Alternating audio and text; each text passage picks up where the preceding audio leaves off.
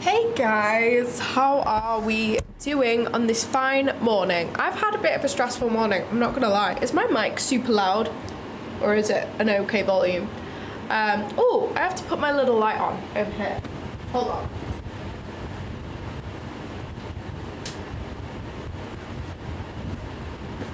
There we go. That's much better. How's everybody doing? Shit price action this morning, but that was anticipated because of CPI. Usually on NFP CPI days, I won't trade funded accounts until after that 8:30 mark because I have found that even if an A+ setup does present, which is pretty rare because price action usually does something like this, it just doesn't play out like I would expect. And yeah, I feel like price is just gearing up for that sudden injection of volatility, so I'm not going to be trading funded accounts until after that 8:30 mark. But if we do see a setup, then I will buy an eval and take it on an eval. So I'm gonna have to decide what evals to go for next. So I need your guys' help. I have max allocation with Lucid, which is obviously my favorite prop firm right now. So I need to expand into some other prop firms. I don't think I'm gonna go with Apex yet. I think Apex is gonna be the one that I'm gonna try and scale into if I wanna take some like crazy payout a bit further down the line. But I feel like now, while I am just like going slowly, trying to build up consistent payouts, I want to just go for something a little bit more solid. So I'm thinking either Tradeify or MFF, but I don't know. What do you guys think?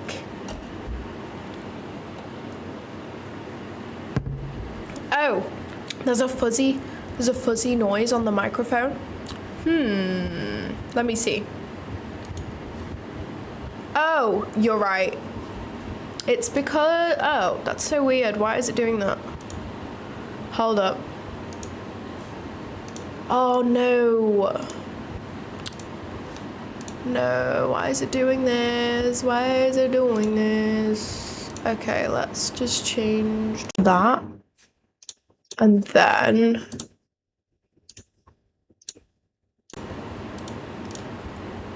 oh, this is so annoying. It hasn't got my settings on, and usually I just have to restart my freaking computer when this happens. Oh, damn it. Why is it doing that? I do not remember how to fix this at all.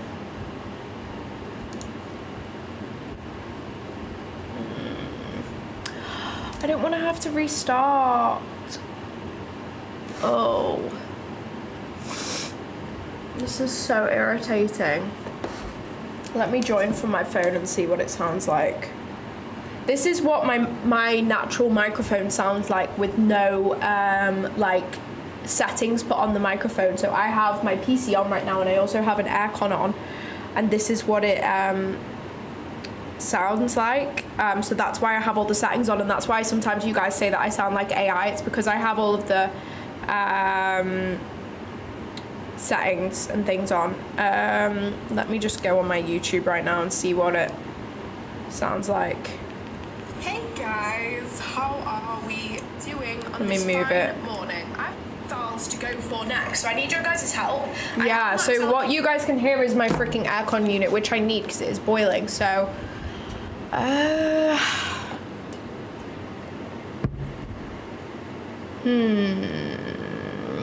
sorry guys, I'm gonna get back to all your questions in a minute. I'm just figuring out whether I can figure this out while we're on stream. Audio effects.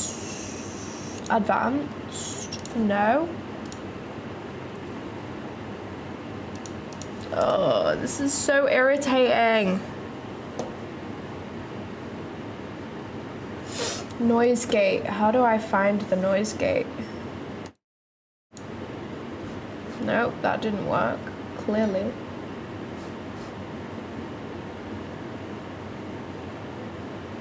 I did.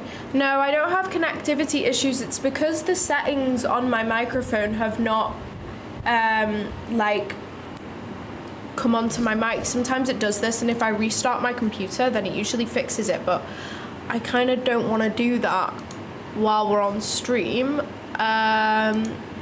So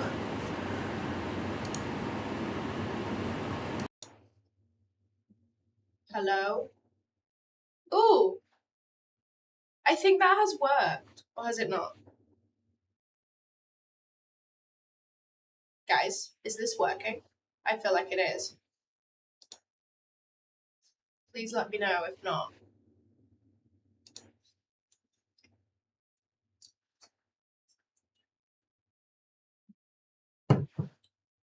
Did I do it?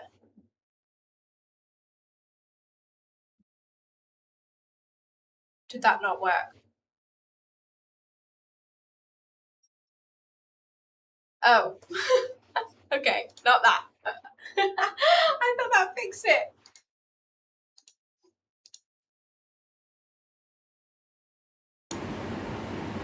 Okay. Oh, this is so irritating. Should I restart or is it okay? You guys can let me know. If it's unbearable, then I will restart my computer. Ugh. Oh.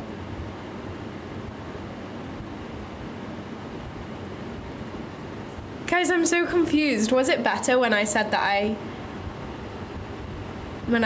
changed?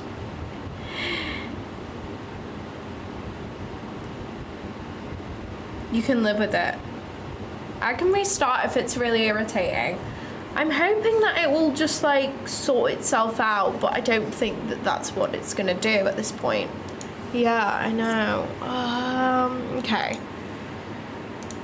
So I can add some shit to it. I'm gonna ChatGPT.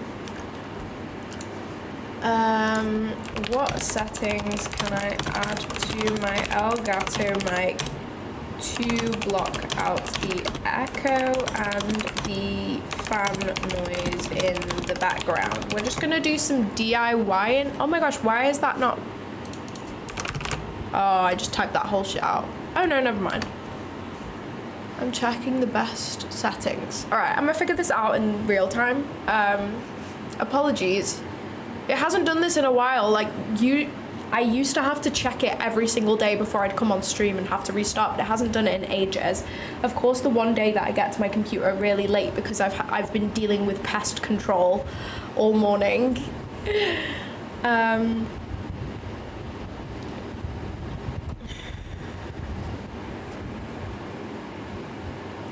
In Wavelength, check your microphone channel audio effects. Okay, how do I do that?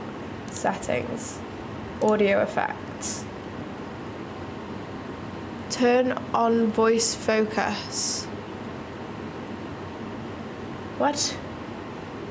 Oh my gosh, what?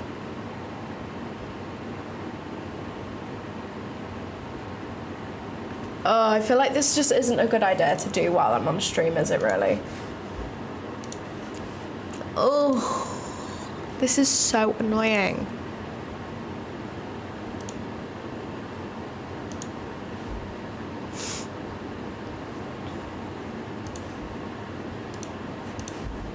I'm gonna see if ChatGPT knows why this has happened.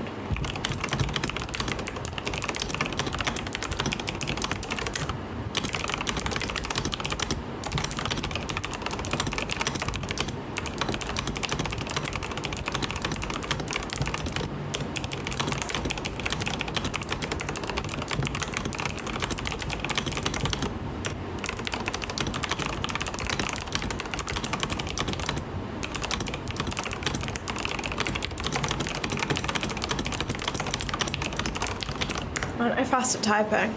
Please say yes, it'll make me happy. My new keyboard is honestly the best. Claudia destroyed Alpha Futures. Sorry guys, I'm just like typing an essay to ChatGPT right now.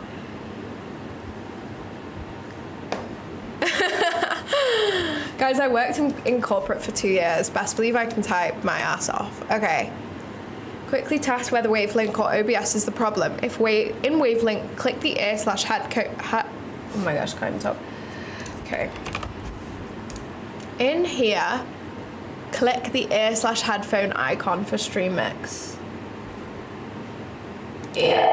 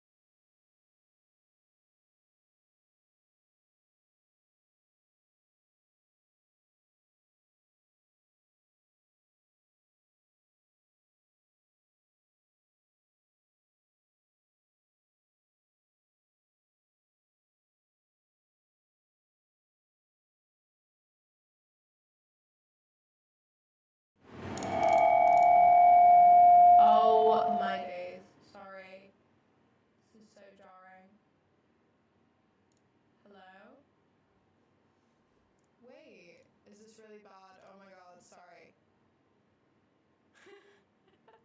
Can you guys hear me right now or not? You guys can hear me, right? Very quiet. Okay. Oh, this is so jarring. What about now? Oh my gosh, the echo. Wait. How about now? Or is this really bad still? No, this is still bad. Yep, still bad. Great.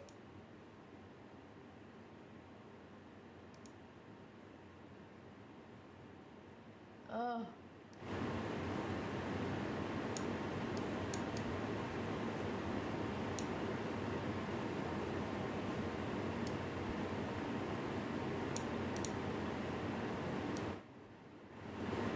Oh my gosh. I'm sorry, I don't know.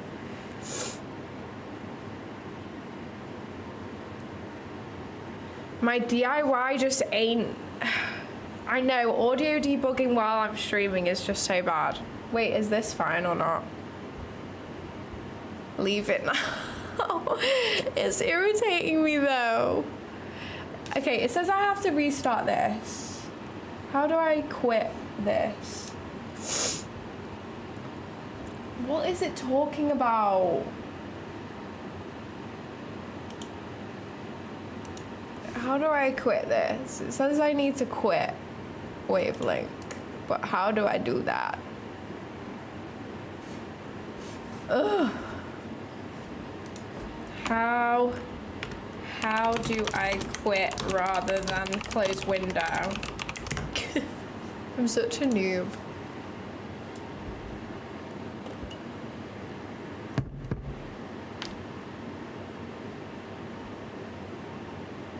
Wait, does it sound weird right now or not?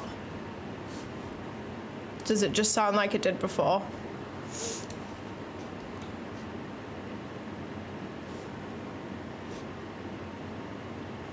I can't buy a quieter fan. It's too hot in here, like I need it.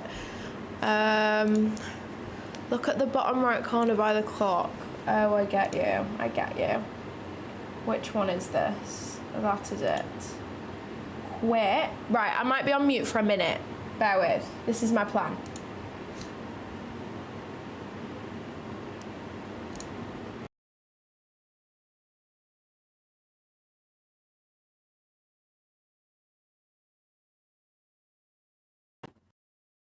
Hello? I did it. I did it. I'm convinced I did it. Please let me know. Oh my god, it was literally as easy as just pressing quit. How's that? How's that? How's that? How's that?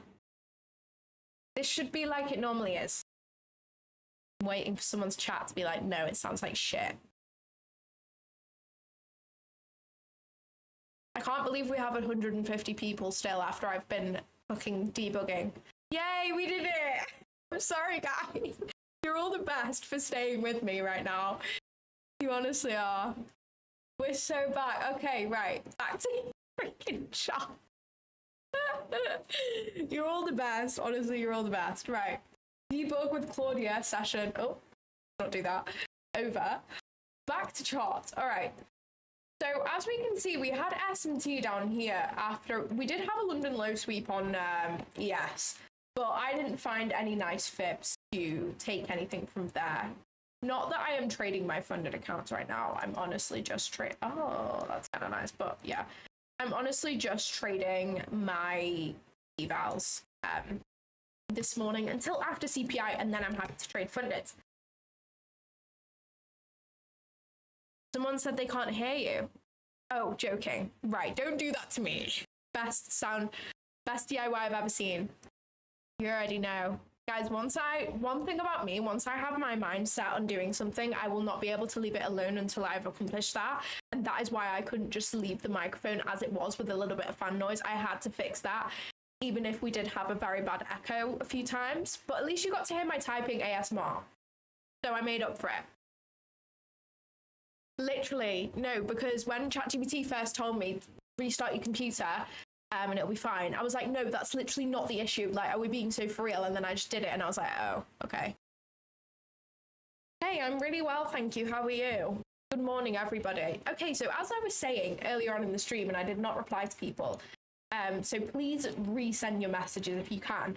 So I now have max allocation with Lucid, so I need to buy a new eval from another firm. So which firm should I buy an eval from? No consistency at the funded stage is what I want. I'm willing to spend a little bit more and just deal with that, I think.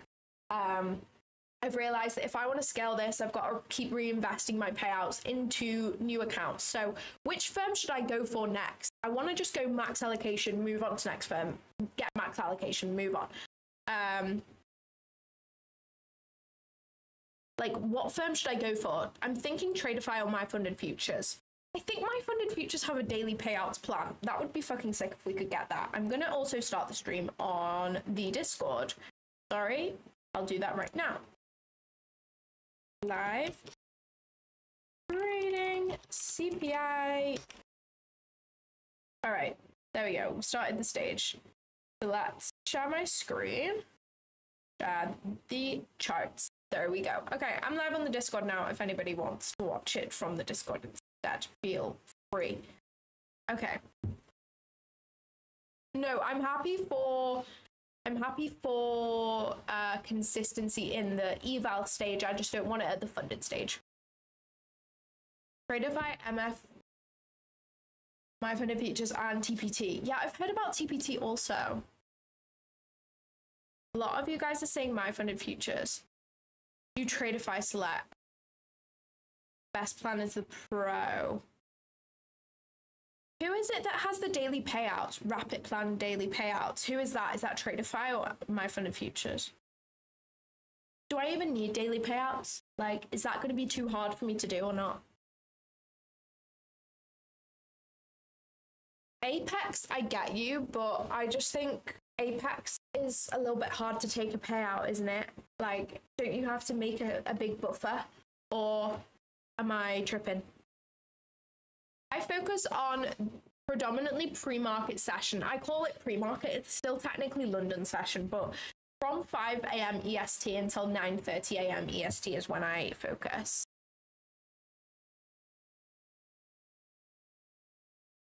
Oh, TPT has daily payout. My Funded Future has rapid. Don't bother with daily payouts. Additional rules and lower payout caps. Got you. It'd just be nice to have like one account with daily payouts, though, you know what I mean? Or not? Hey, Max. You trade with FTMO. I'm not sure what the best thing to do is. In my head, I'm thinking all my payouts are going to be reinvested into scaling the accounts, because the end goal is to be able to take payouts across multiple accounts, and that's how you're going to build up those prop firm profits, and that's how everyone does it. So in my head, I'm like, I'm going to reinvest the profits back in.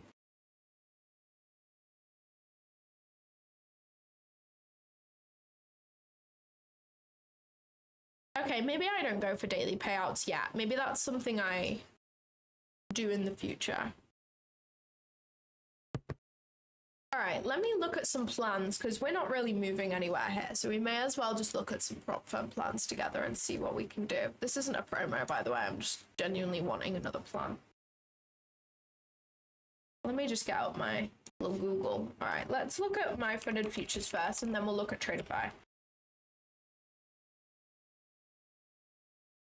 My Funded Futures. Okay. They have 50% off right now. That's pretty cool. Okay. Rapid plan is the daily payout. Trading rules. No activation fee. Okay. You need to make 3K. 50% consistency. That's fair. 1 day, minimum payout $500, 90% profit split, and you need a 2.1K buffer. Okay. Oh, is it intraday drawdown then? If the drawdown mode is real time? Yeah, I think it's intraday trailing. You just need to make $500 and then you can withdraw that. I mean, that's pretty sick, to be fair. But I don't think I need it yet. Maybe I should go for something else for now. What's that pro plan? Like, how much even is the rapid plan too? $157. Bears. It's not bad. The Pro plan is the most expensive, but oh, you can add 1 day to pass. There's literally no point adding that, is there? Okay, so profit target 3K, 50% consistency at eval. Funded stage. Okay, we have end of day trailing. 14 days to pay out. Minimum payout is 1K. There's no consistency rule. 14 days to pay out seems like a lot, no? Is that 14 winning days? Or is it just like every 2 weeks? Minimum payout of 1K, 8% profit split, and you need that 2.1K buffer. Pro plan. Is that like every 2 weeks, or do you need 14 winning days? I'm confused.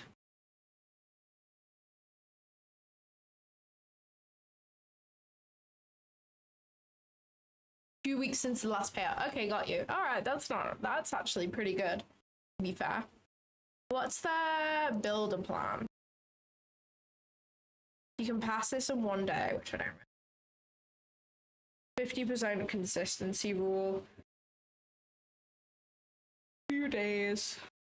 Ugh. No, I don't want consistency at the funded stage anymore, to be honest. Flex plan.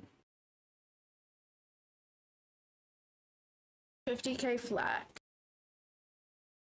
is max drawdown, end of day drawdown, inactivity rule, news trading allowed. You don't need a buffer. 5 days to pay out. Max payouts 2K. Oh. Okay, this one seems not great. The flex plan, I don't like that. I don't like the flex plan. The pro plan looks pretty good though. Okay, I'm gonna compare the pro plan to something from Traderify and then go from there. Traderify have 40% off too. Okay, so they have the select plan, which 40% consistency eval. That's kind of annoying because then you need 3 days, but oh well, not too bad. You could do 1.4. You could do $1,450 twice and then just make a little bit on the final day, I guess. Oh no, would that even solve the consistency? I feel like it just wouldn't. And then what's the funded rules? Oh, you can choose daily or okay. Payout frequency daily or 5 days. Maximum payout is $3,000. No consistency rule, no daily loss limit on the flex, and then maximum drawdown is $2,000. And then the pro is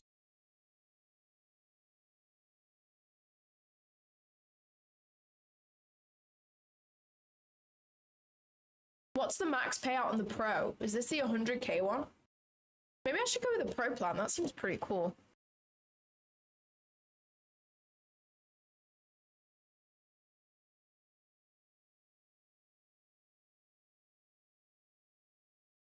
Got you. Same as Lucid Flex. I don't know which to do. I feel like I'm not going for big payouts yet, so maybe I should go for the Traderify Select for now. Do you think? And just do the Flex version? Oh, my funded features pro, you can only have 3 accounts.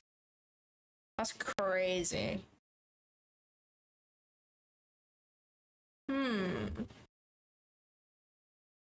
Should I look at Take Profit Trader too? Oh, sorry. Let me just reply to this real quick. I apologize. Don't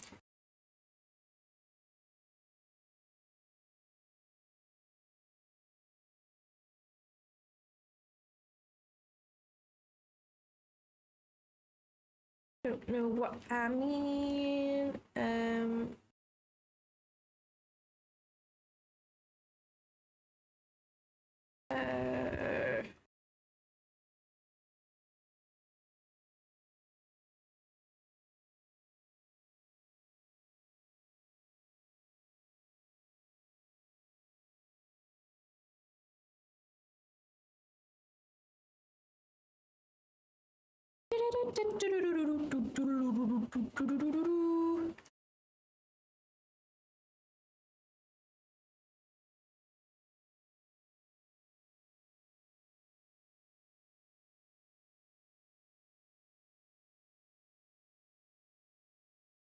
sorry.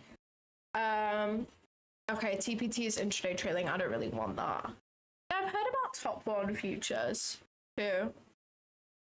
True, my funded futures is currently 50% off. So this is $99 one-time payment. 40% off 5-time use. These are 40% off.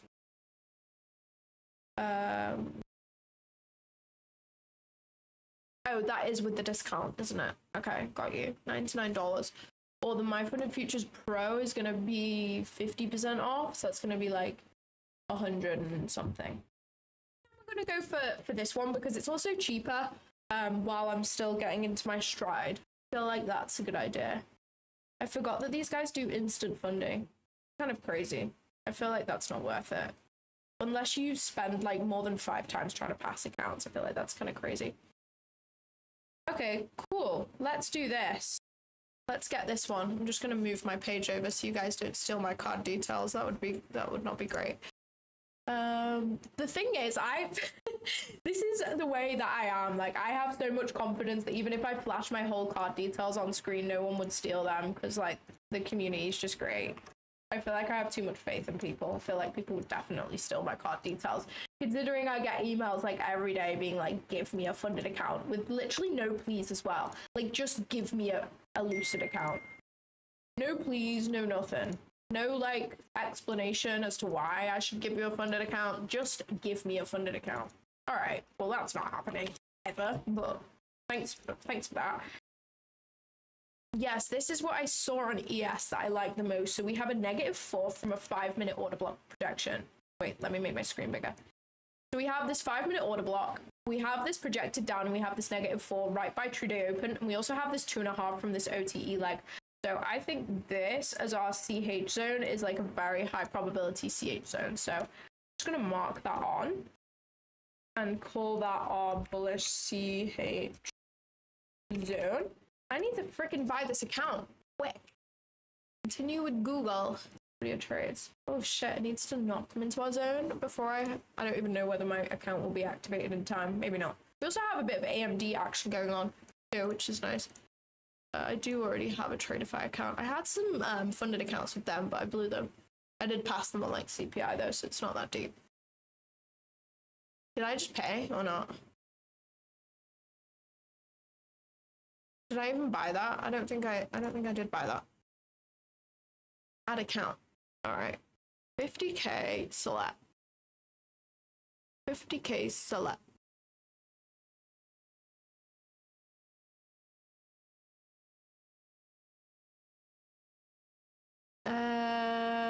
Whose Tradeify code should I use? I'm gonna use Daylo's Tradeify code because he's the GOAT. Oh. It doesn't let me. Oh, I have to do I'm not a robot, I think. Yeah, let's do Daylo's Tradeify code because he's the GOAT. Daylo the GOAT for real. Alright. Confirm. Select is right, isn't it? That is the one that I just said that I was gonna do. Okay, go to your account. Alright, it's active, so I need to log in. Wait. That. Connect.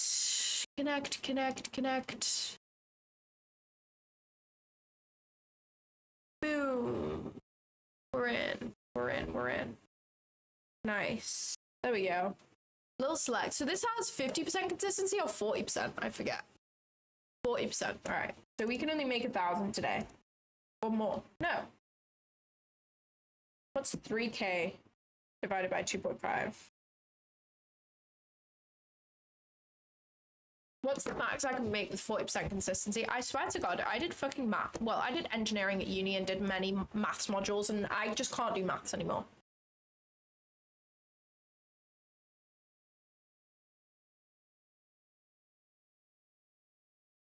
Does Tradeify have an activation fee or not? I'm not gonna do a 5-pack because I don't know, that just scares me a little bit. I'd rather not like lose $500 in one go. I don't know, that scares me. All right, so if we can come into our CH zone right here, I'd be happy to take this trade. I'm going to turn this alert off because that's kind of annoying. This CH zone to me seems very, very high probability. We have Trudy open paired with two lovely jubbly fibs. You know what? I also want to see if we can get a fib from the high of pre-market. That would be nice. This does not look like there's going to be one, does it? Okay, that's fucking shit.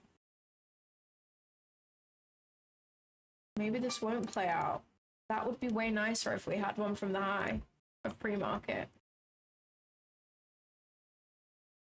Like, highest probability is going to be OTE, I think, or order block projection. Yeah.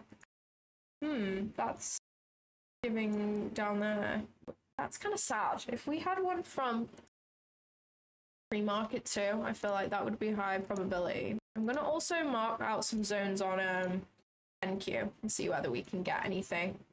Okay, we have that. No, that. I like that. I like that.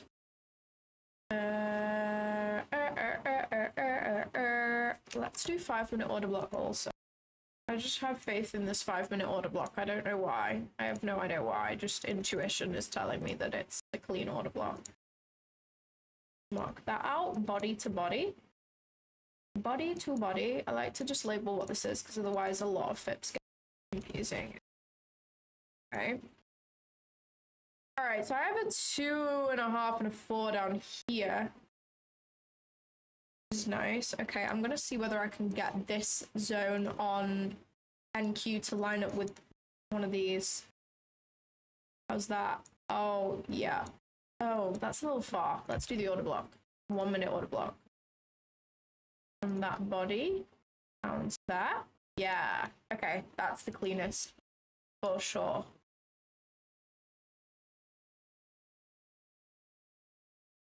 One-minute order block, and then we have this 2.5, and then I can just expand my my CH zone. There we go. Boom.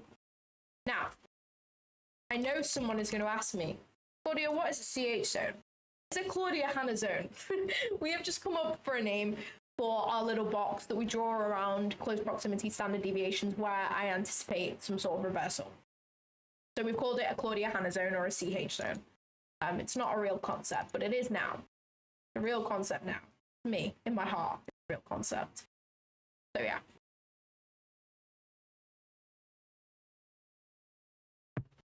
You still use alpha futures. Okay. Alpha futures. I have 2 funded accounts with them. I don't know what plan one of them is. So one of them I just haven't traded. I have had a funded account with them. You know what? It's probably inactive. I haven't traded it in that long. Oh, I can hear this freaking mammal or whatever it is. So basically, sorry, going off track for 1 minute. I had pest control out this morning because I'm convinced that there is a mouse or a rat or something living in this wall because there's a chimney and I have a vent right there so I can hear it. The pest control people came out and told me that no, there's nothing living in there. It's just pigeons flapping on the top of the chimney and the noise is being amplified by the chimney. But it really fucking sounds like there is something just scurrying around behind this vent. Like, I'm convinced that this is not pigeon flapping. It sounds like little claws scratching. Does not sound like flapping. But maybe I'm wrong. But my building manager here at my office was like, look, when it next rains, if after that you can still hear it, then we'll investigate again. Because they're all going to... The pigeons are not going to sit in the chimney when it's raining. And I was like, okay, we'll see then. What did he say? Yeah, I've had 2 payouts now.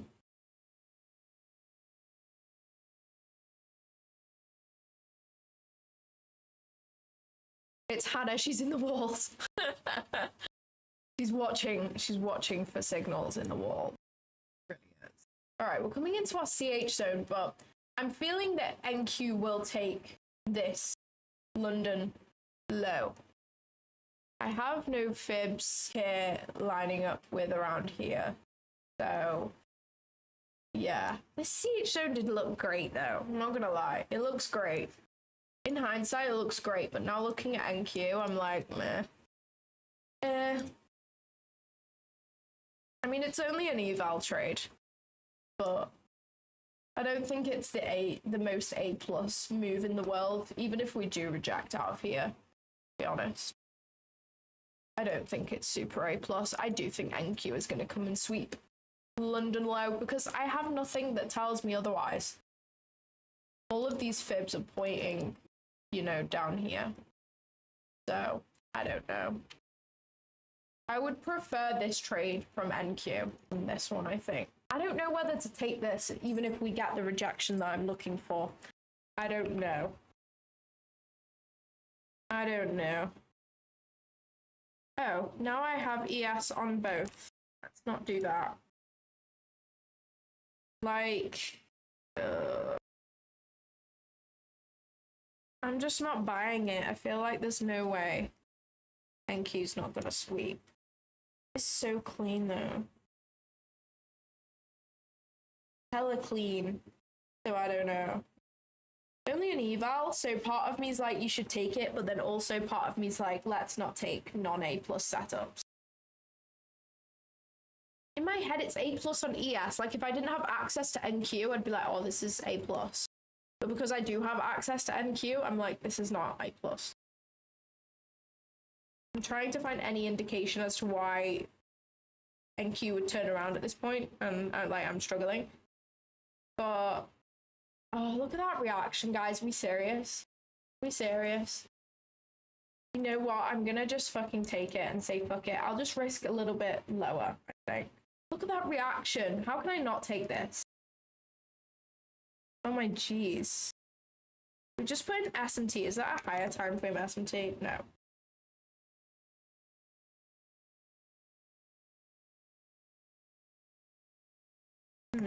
Okay, well, let's see whether we get 2 green candle closures first. Let's not get ahead of ourselves, and then we can, my voice is low. What do you mean? What do you mean my voice is low? Like quiet? Okay, Alan says I'm good. I trust Alan with my whole credit card and everything, so I'm gonna take his word over yours. No hard feelings.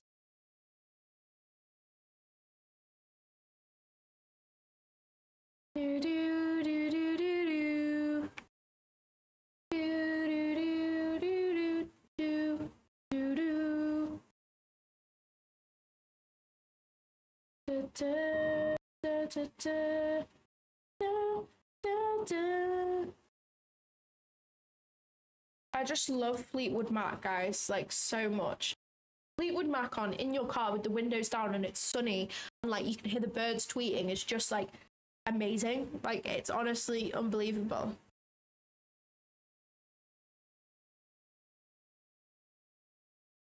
All right, we didn't get the 2 green candle closures.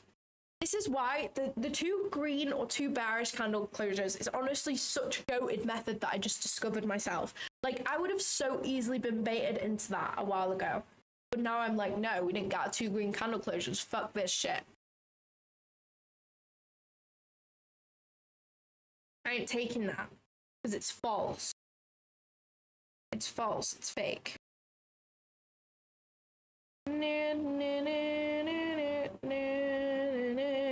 Claudia Trades sent me a reel. Why is she brainrined? Oh no, she's not. She sent me a hiking trail in Portugal. Holy shit, that looks insane. Wow. So me and Hannah want to go maybe end of August. We want to go on a lock-in holiday. So we want to like book an incredible Airbnb with an amazing view so that we have a space to like work and lock in. But we also want to like be somewhere where we can go on hikes and stuff because we love hiking. If anybody has any recommendations, please let me know. We were thinking Dolomites in Italy, but I feel like everything nice will still be booked. Sorry, someone asked me, do I still use Alpha Futures? So I have 2 funded accounts with Alpha Futures, but now that they no longer have TraderBait, I would have to trade them on flipping Alpha Trader, which, like, not to be a hater, but Alpha Trader has so many bugs right now that it's just like, it's not even worth it for me to trade that. Like, it's really not. I wouldn't want to trade on Alpha Trader. So I don't really know what to do with that funded account, because I can't copy trade that funded account because no copy traders support Alpha Trader because it's so new. Or as far as I'm aware, TradeSync does not support Alpha Trader. I mean, I'm going to check right now, but I'm fairly sure it doesn't. So I don't really know what to do. I'm personally not going to be buying more accounts from them because I think what they've done is pretty shitty, and I think everybody would agree with that, to be honest.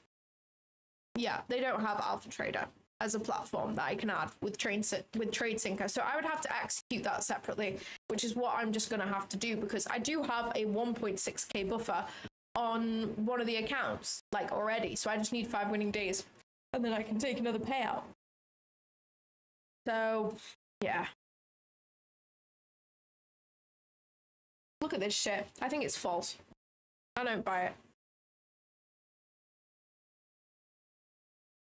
Well, the thing is, they're gonna be paying out the zero plans, because that is their plan that they are actually profitable from. So they will be paying out the zero plans, which is why I've managed to get my payout approved, and I probably will get my payout at some point. I don't know. And they're going to want to pay people out who are using their zero plans, because that is the plan that they want people to buy to keep them alive, you know?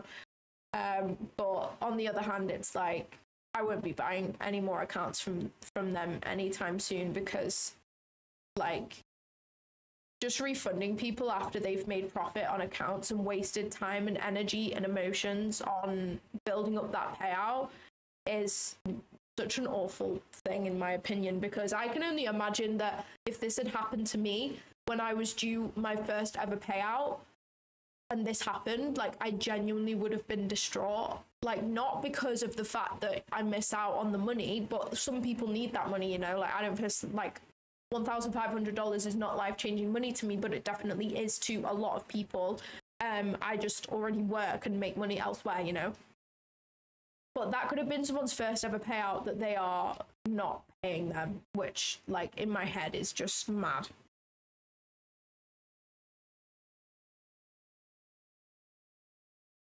Yeah, so I used to only live stream Wednesday to Friday, but I decided to extend to Tuesday because last week we had a lot of love on the stream. So I was just like, you know what, let's expand the streams. Let's do it. Tuesday to Friday, let's go.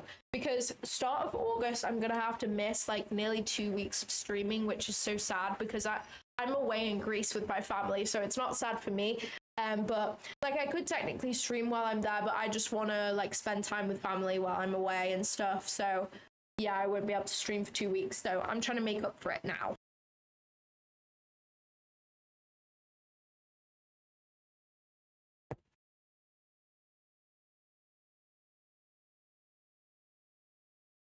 You made 1.4k from the CH zone? Are you kidding me?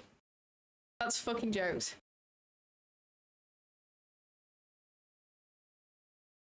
Look at this CH zone playing out. I couldn't take that shit though. If I had taken that, I would have broken my rules.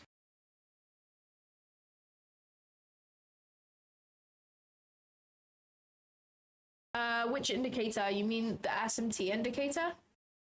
That's the only indicator I have that you can see right now. So I have 3 indicators on. I don't use that one.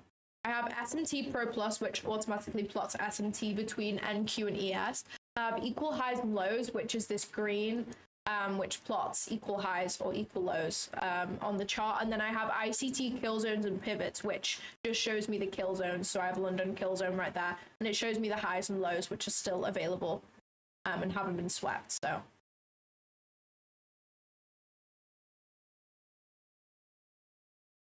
check out Miljet in Croatia. New Zealand is going to be too far for me.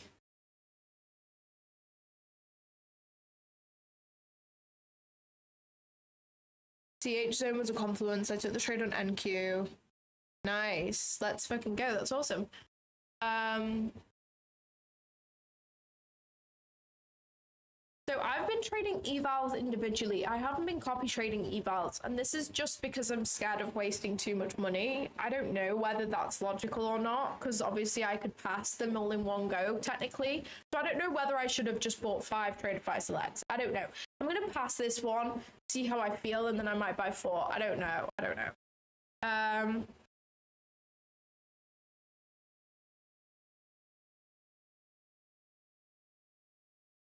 Yeah, so I wanted to go to America over the summer, like even Puerto Rico, I really wanted to visit, but so yesterday I went for physio on my back and my neck because my neck and back is just like, I've been in so much pain with them for the last like few months, but it's been building up like over a year. And so this was my first time going to physio, and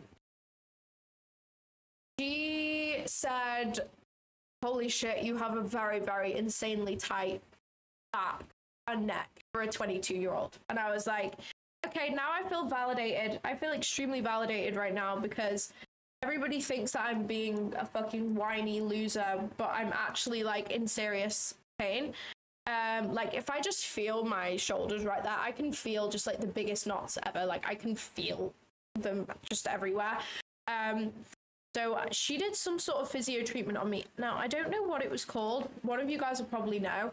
In fact, Maeve will probably know if she's on. Because she's a health queen. But it was like, I think she said it might have been something to do with electrons, but I'm not entirely sure. But it was like a heated thing that she did over my back. So right now I'm in fucking agony, by the way. Like I'm in absolute agony. I cannot even like move properly right now. I feel like I've like ran a marathon. Like that's how my back feels, but it's because this treatment like activates your cells so that they then like recover, I think, something like that. So that's what I had yesterday. So I literally can't move. So I just feel like doing a long haul flight when my neck and back is in this state is just not a good idea. I've just heard scratching again. I'm convinced there's a fucking mouse behind there. I'm convinced. You know what? I'm gonna poke the vent. And if something moves, then I know that there is something behind that vent. Because if I poke a vent and it's just a pigeon flapping up there, then it's not gonna fucking move, is it? But, okay, this is the moment of truth, whether there is a mouse in my wall or not. I do need a standing desk, you're right, but the problem is my office is 2 floors up, and it was a fucking nightmare to get all of this stuff in, so getting a standing desk in is just a nightmare, and I would have to hire someone to bring it up for me because I'm just not capable of carrying that up 2 flights of stairs. It's not the strength issue, because I go to the gym and stuff, like I can lift a fucking desk. It's the height issue. Carrying big things upstairs when you are 5'0" is such a task, and I will trip and fall and probably die. So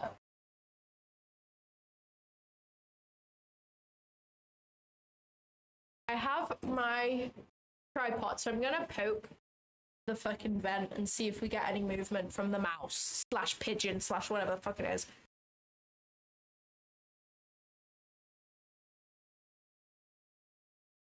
Okay, we've had no movement. Okay, maybe it is a pigeon and I'm being dramatic. I have no idea.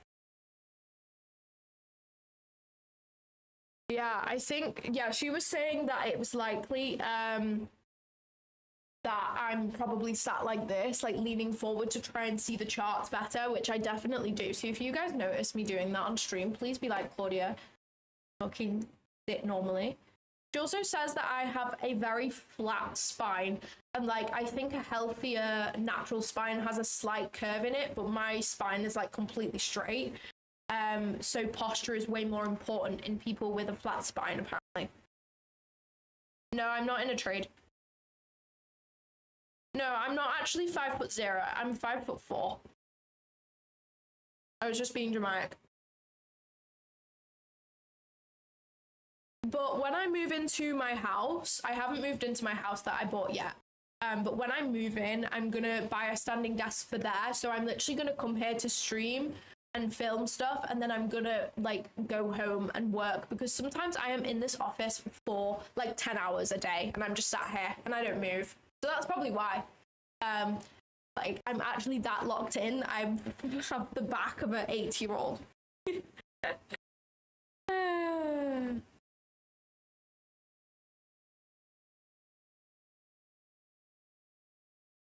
Alright, that's London High taken. Look at our fucking CH zone, guys. Are you fucking kidding me?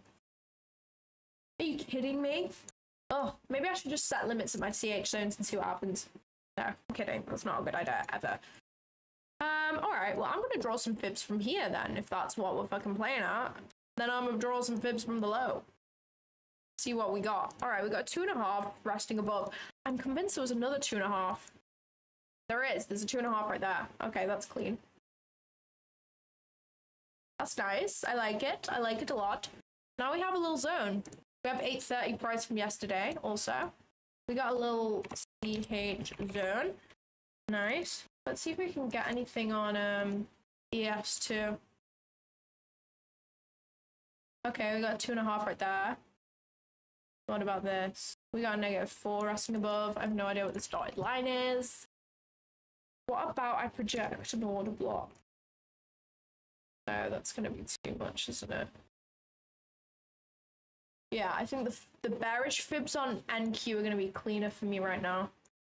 It would make sense for shorts to play out because we didn't have my entry model here, so I'm anticipating this to get ran through. I'm not expecting ES to go all the way to London High, like in my logic. But yeah, I think this whole shebang is also imbalanced from what I can see. Yeah, we're imbalanced below too, so we have another reason to be bearish. I just want to see whether we are coming inside of any sort of bearishness. All right, we have a nice wick. Where is the consequent encroachment of the wick? It is above the CH zone, which is what we want. We wouldn't want... Oh, what have I just done? Hello? Hello? There we go. Sorry. Oops. So we wouldn't want price to disrespect the consequent encroachment because that would mean we are no longer bearish in my eyes. Okay, so we have a manipulation fib from the low right here, and then we also have a manipulation fib from the low of London. So we have two -2.5s lining up. I want to see whether I can find anything else which gives us anything. Maybe we try and project this 2-minute order block too. Let's see whether we get anything from that. Fib. We have a -4 right there. Okay. I like this the best. I think I like that the best. That's definitely going to be the most high probability zone for us right now.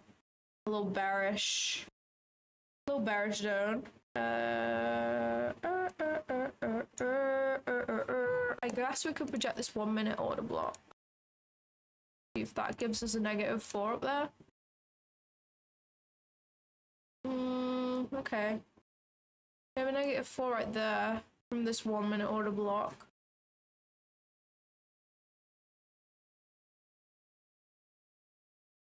I mean, we technically tapped that, to be fair. Or did we? No, we didn't. Okay, we didn't.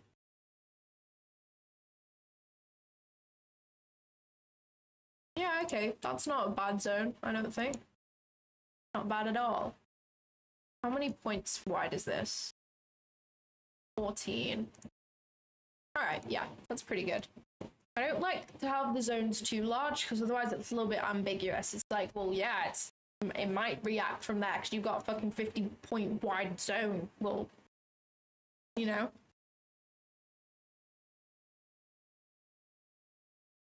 That's mean threshold, not CE.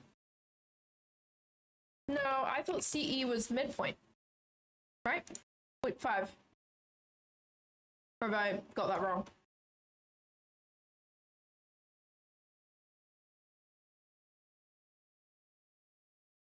Oh, hey, Leo. What are you doing here? Stopping by to say what's up. I have a mouse in my wall. That's what's up. Oh, wait, fuck. If we get a closure, then I want to take it. Only on eval right now because we have CPI. Trading funded's an hour before CPI is just not the vibe, but this is kind of clean. Every single time that I have traded pre-CPI, even on an eval, it's just never played out, like ever. So this might be a first, I don't know. I'm gonna risk pretty light though, because it just never seems to play out. $330. No, we can risk more than that. That's silly. Oh my god. Oh. There. Okay, we had the tap into my zone and we had 2 bearish candles. So I'll take it. It's worth a little go. Let me make sure that I'm on an eval. I do this all the time because I get scared that I'm not actually on an eval and that I pick my funded account. Okay, this is fine. I'm risking very light because I'm not going to be surprised if this doesn't play out. There's been, I think in the last like 3 times I've tried to trade nice setups, but they're pre-NFP or CPI, they just haven't played. So we have SMT at the high too, so I guess that's an extra confluence for us. I have that -4 from this. Yeah, that's this 1 minute order block. Let me draw that out. I like my order blocks being drawn out. There we go.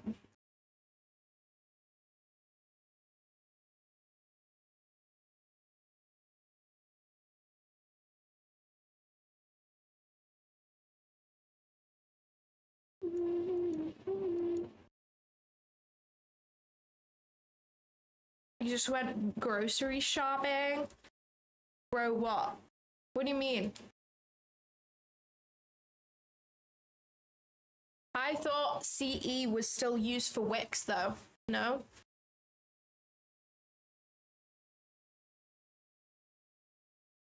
No, I'm not saying the midpoint of the order block. I'm saying the midpoint of the wick.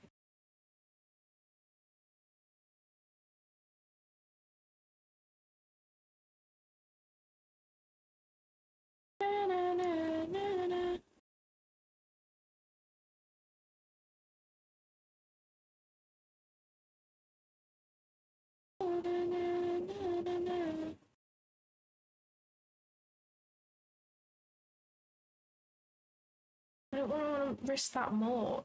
Alright, well I guess we are risking that much anyways. Okay, fine then. I don't think I actually moved it. I think I risked what I wanted to risk. So this is fine. Oh my god, oh my god.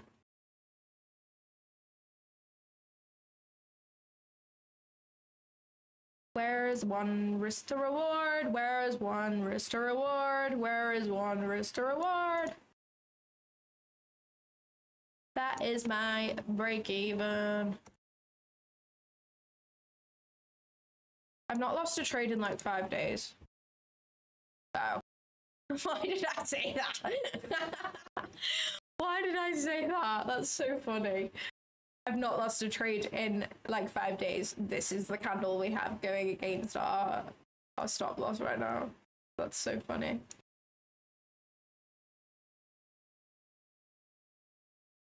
I have to set limits just in case we just randomly decide to dump because I can only make $1,200 on the trade.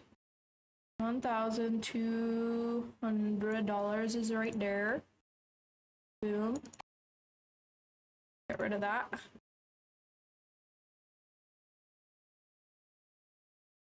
Buy to limit. I didn't think we were gonna recover from that candle, I'm not gonna lie. I'm shook to see this.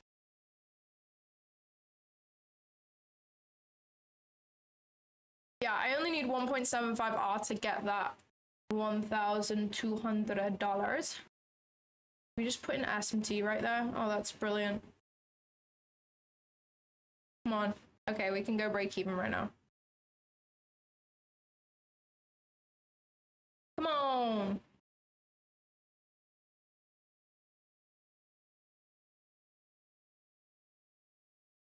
Wow, that recovery was crazy, by the way. All right, we're risk-free on the trade. Let's see whether we can run 1.7R. 1.75R so that we can get our max profit on this Tradeify Select eval. Just you casually saying I have a mouse in my wall. Oh yeah, well apparently it's not a mouse in my wall. I had pest control come out and they were like, no, it's just a pigeon flapping in the chimney that I can hear, but I'm convinced that there is a mouse. I'm convinced that there's a mouse.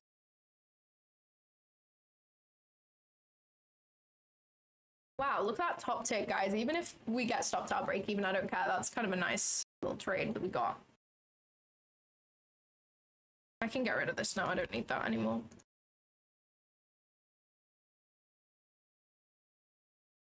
What is this that I've projected? Oh, manipulation leg. Got it.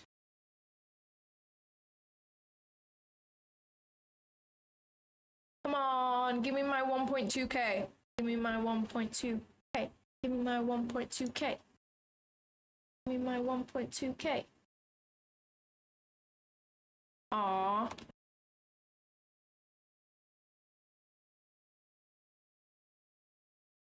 I want to zoom out for the clip so that they can see that I top ticked, just for the aura, in case it hits TP.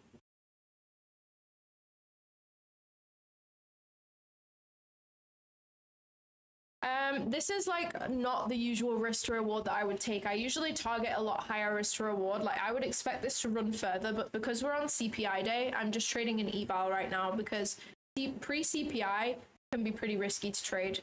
Like I've been stopped out on trades which look super A+, but just because we're pre high volatility news, price is just like not being nice. So that's why I've taken this on an eval. But I would usually hold this for like 3R, 4R.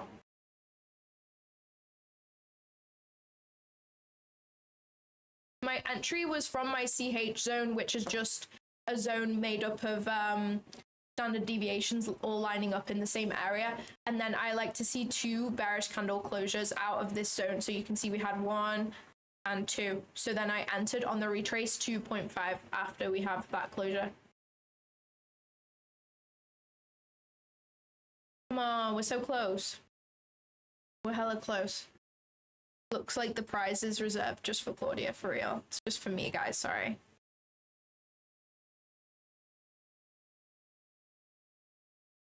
Is this definitely 1.2k? I feel like I should move it down a little bit. Maybe I don't have time for that. Alright, I don't have time for that. Okay, nice. Boom, 1.75R bank pre-CPI somehow. Nice. Good shit. I was trading 2 minis. Oh yeah, we made 1,188. Nice! Max profit on the day on my Tradeify Select eval. We're gonna get max allo with Tradeify next, hopefully. Yeah, I would expect this to run at least 3R, hopefully, on a normal day. Maybe not because of CPI, but... I know, the winning streak continues. The screen is blurry. I made 1,188, so we're all good for consistency. The screen is blurry. Is the screen blurry for anybody else? Someone just said that in the chat.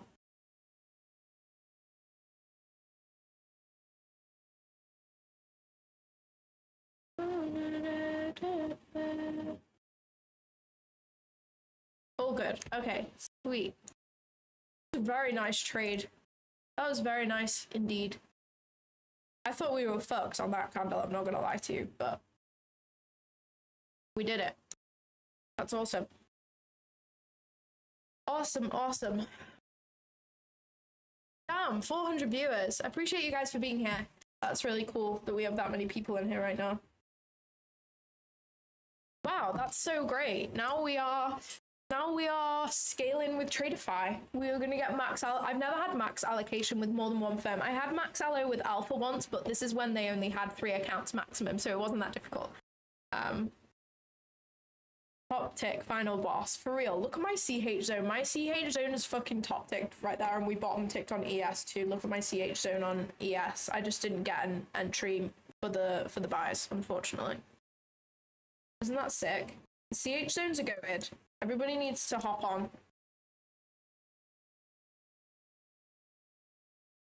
I want to, okay, someone said do a giveaway. I want to just see how many accounts I have to give away right now. So I might not do a giveaway today. Should I? I don't know. Maybe we'll do one after CPI. But because we hit 4,000 members on the Discord, I'm going to be giving away 4 Lucid Flex 50k accounts to my Discord members. So join the Discord, linked in the chat from Alan. It's completely free to join, and I'm going to be giving away 4 Lucid Flex accounts to the Discord community because we hit 4,000 members. So yeah, can I give another trade? Bro, I'm not the market maker. I have to wait for conditions. Andrew, you're the go. You are the go. Hey, I have not put that on my chart. I am waiting to test it out because I don't know whether I want anything else in my chart. Like, I kind of like what I have going on right now. Andrew, you the goat. You the goat for real.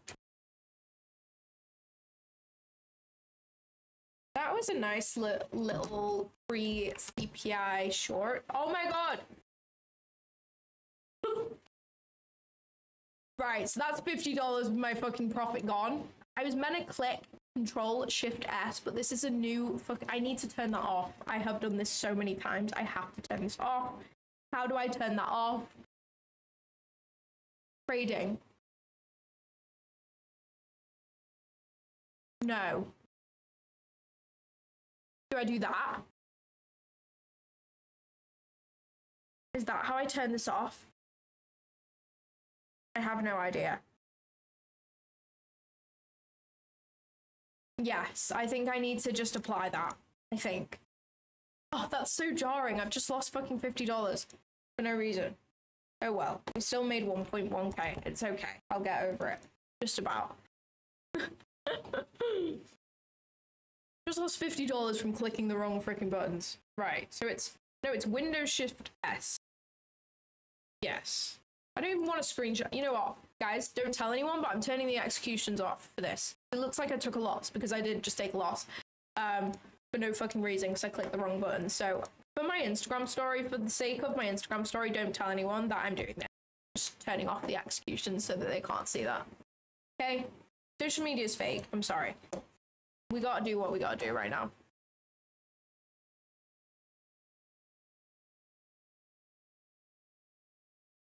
I don't know whether it'll come all the way down. I would expect it to take London low on a normal day, but I have no idea. Because of CPI, I have no idea. Guys, don't snitch on me, please. Please don't snitch on me. Please don't switch on me.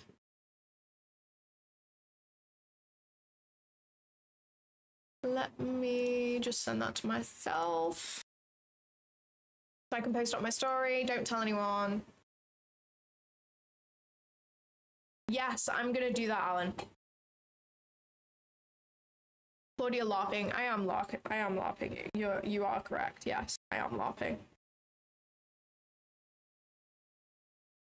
It looks like I took a loss though, but I didn't. Well, I did, but it was because I was being fucking stupid and clicked the wrong button. Oh, gosh.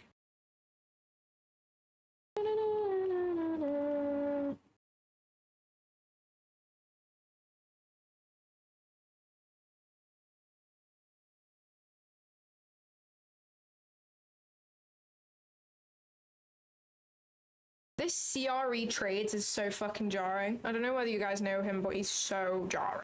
Like, unbelievably jarring. He comments on my shit, and it's so annoying. He commented on my, bearing in mind, this is my post of me proving that I donated my affiliate commissions to charity, and he commented anything but talking about the alpha situation. I haven't fucking promoted alpha futures in over 2 months. Like, I haven't promoted them. Why do I have to address that? What has it got to do with me? Do I look like the fucking CEO of Alpha Futures? Like, what? Like, that guy is such an arse. Like, I can't stand him.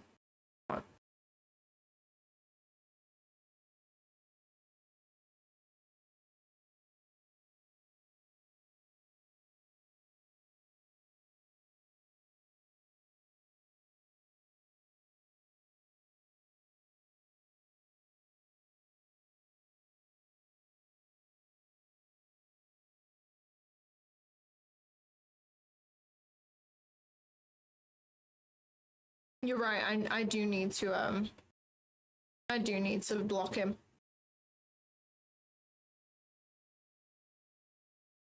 Why do people say chill, Claudia, as if that's gonna make me chill? Like, yes, you telling me to chill out is definitely gonna make me chill. Like, thank you so much for that. That's really gonna calm me down. That's definitely not gonna make me more angry or anything. Show him the CH zone. Yeah, you know what? He doesn't deserve the CH zone. He doesn't deserve that kind of sauce. My birthday is the 25th of April. The 25th of April.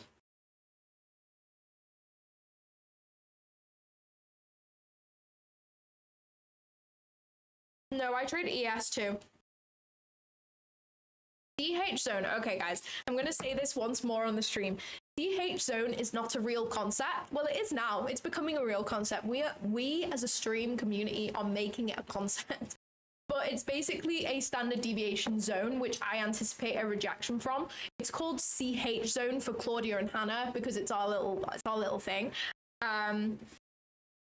But it's basically, I've drawn this zone around standard deviation. So we have a -4, we have a -2.5, and a -2.5. So I've drawn my little box out of here, which is where I anticipate the reversal to take place.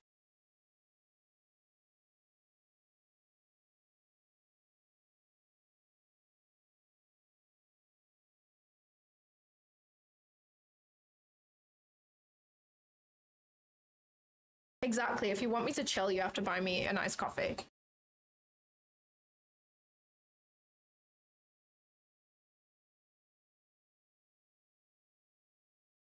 Alpha situation seems super standard though for prop industry. They tried to run in the red to gain market share but ran out of funds. Sucks, but it happens. Yeah, it's sad that it's happened. Like, that's not, I can just hear this mouse. That's not a fucking pigeon. I'm convinced it's not a pigeon. Fucking mouse. And this mouse is running around. I don't know what it's doing. Oh my god, it sounds like it's about to burst through the fucking wall. I'm honestly frightened.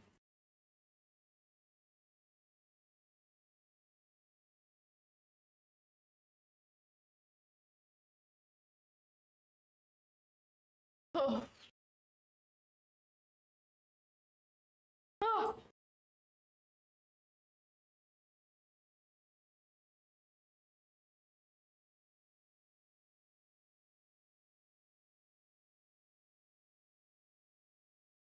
Oh my god, I hate it so much. I just need it to rain so that it hopefully goes away.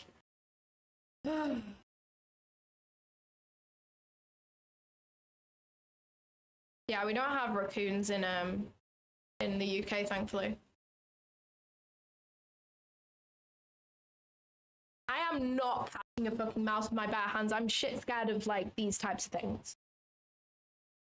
Mice are like cute, but I don't like things that like jump scare you. And if a mouse just like ran out at me, I would shit myself, like genuinely shit myself.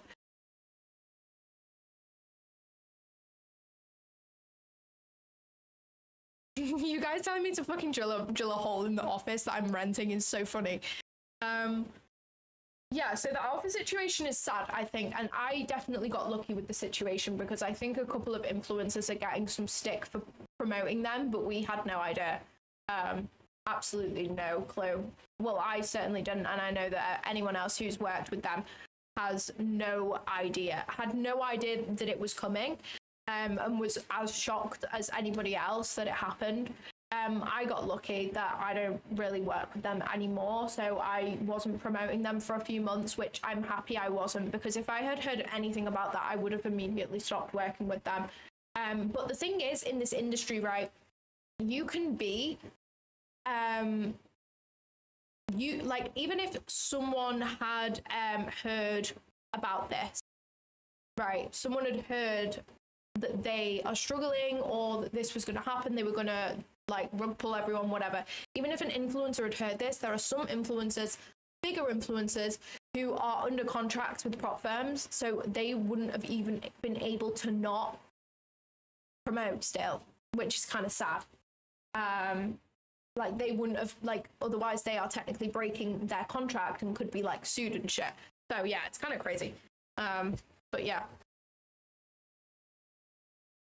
Oh, Anonymous, you're the fucking goat. Thank you for that. You're the goat. You are the goat. Love that. Did you say you were searching for a hiking spot in Italy? Not necessarily in Italy, but I was thinking about the Dolomites. That's all. Did this run? This did not run the 3 hour. I would have got break even, which would have been very sad. So I'm happy. So basically what happened with Alpha was they had some sort of disagreement with TradeAway. There's a ton of stuff on socials right now about them arguing back and forth. So I have no idea what the actual story is, and I assume that we never will know what the truth is. But they had some kind of falling out over like unpaid funds and about Alpha Trader as well. So they fell out. So then Alpha, like TradeAway was like, we're not going to work with you anymore, cut ties with Alpha. So Alpha can now no longer sell accounts under TradeAway, which is going to lose them a ton of sales because no one wants to trade on Alpha Trader. It has a ton of bugs. I'm personally not the happiest about the fact that I have a funded account with 1.5k buffer, which is now on Alpha Trader. Because for one, the platform has a ton of bugs. For two, you cannot copy trade Alpha Trader to other prop firms because no copy trader supports Alpha Trader because of how new it is.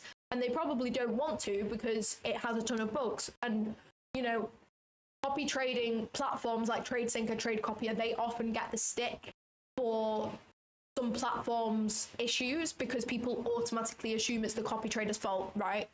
So they probably don't want to, you know, partner with them and allow people to connect accounts with them because they'll end up getting a ton of stick because their platform is very buggy still. It's still very new and it still has it needs a ton of work basically. So they can only sell their accounts under Alpha Trader. Alpha Trader is not a stable platform right now in my opinion. And also the premium plans, what prop firms tend to do to try and gain more market share, especially if they are struggling. I don't know whether Alpha was struggling or whether this was just a bad move, or I have no idea. Is they will sell a plan which they actually lose money from, especially if people manage to get huge payouts with it, which if it's a great plan, people will be able to take advantage of the plan and rinse them for a lot of money. They take the risk, advertise this plan, which is at a loss. They hope they gain more market share from selling this plan and therefore make money from like elsewhere from the other plans that they are selling. That hasn't worked with the premium plan. They are at a huge loss from it. They've lost a ton of money. So now they are saying, even if people have earned a payout on the premium plan within the last week or whatever, and the payout has been approved, they are not going to get that payout. They are just going to get a refund of the money they paid to buy the premium plan. So if people have spent weeks and weeks building up a buffer, you know, take that payout, they've finally requested it, it's been approved, now they're just going to get refunded the $100 or whatever they paid for the plan. So it's not great. It's really not great. I think they're going to lose a lot of trust. Yeah, it's not amazing.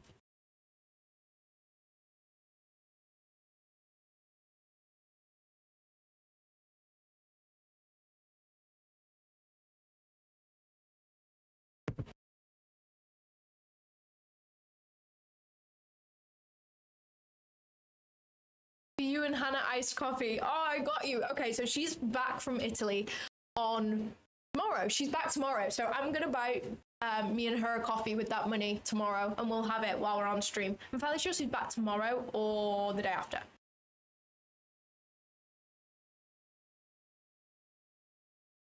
So I saw Kathy post something about the only way that they could possibly recover from this, and I completely agree, is if they decide to pay people out who earned the payout, obviously cancel the premium plan, but obviously they don't have the money to pay everyone now, so they come up with some sort of payment plan on how they're going to pay people. So whether it's monthly or, you know, they promise it's within the next few months or whatever it is, but just not paying people out and refunding, like, that is not okay in my eyes. Because people have earned this money through their rules that they advertised. It's not their fault that they shouldn't be getting the money, you know. So yeah, it's pretty bad situation. I don't agree with it at all, and I'm just thankful that I'm not I haven't promoted them in a while, because if I was still promoting them, I would have to stop right now. I 100% would, even if I was still promoting them, which I haven't done in a few months. But yeah, I would not be promoting alpha futures right now until further notice, because I just don't think it's right.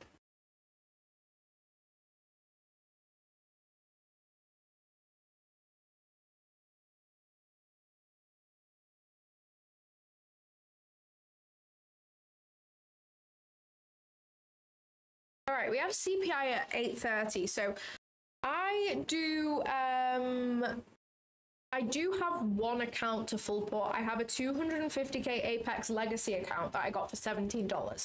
So I'm going to full port that today, maybe do 10 minis, because the max you can do is 27 minis, but they have intraday trailing, so I'm not trying to do 27 minis and just blow it within 1 second. So we're going to do like 10 minis or something. I'm not actually sure what the profit target is, so I'm going to log into Apex right now and figure that out. But I don't know whether to get another Apex account to full port. I feel like I'm not going to do that. I feel like I'm happy to just actually trade properly for now. Let's log into Apex and see. What's everybody's experience with Apex so far? I've heard mixed reviews. This is my first time like trading with them. I've full ported accounts in the past, but I've never actually passed any Apex accounts that I've full ported. So I've never had an eval with them. Okay, I have one active eval, Legacy 250k trader bait. So I'm going to either pass this or fail this today, because this renews on August 8th and I don't want to pay the renewal. So yeah. Okie dokie. So what do I need? $15,000 profit target. All right, got it. Got it.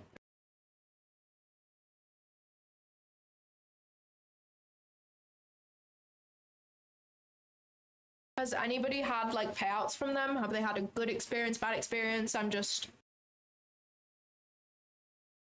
I did request the payout from my Zero account and it has been approved. I haven't received it yet, but I spoke to the affiliate manager and they said that I will be getting the payout. They're paying people out on all the other accounts, just not premium accounts apparently. But I'm assuming it'll be a little bit delayed, because they were delaying payouts anyway before all this bang happened, so.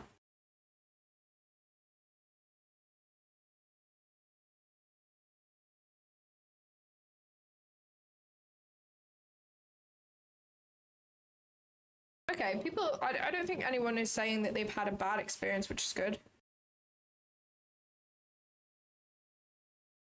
Yeah, I've never tried Top Step. I've only ever do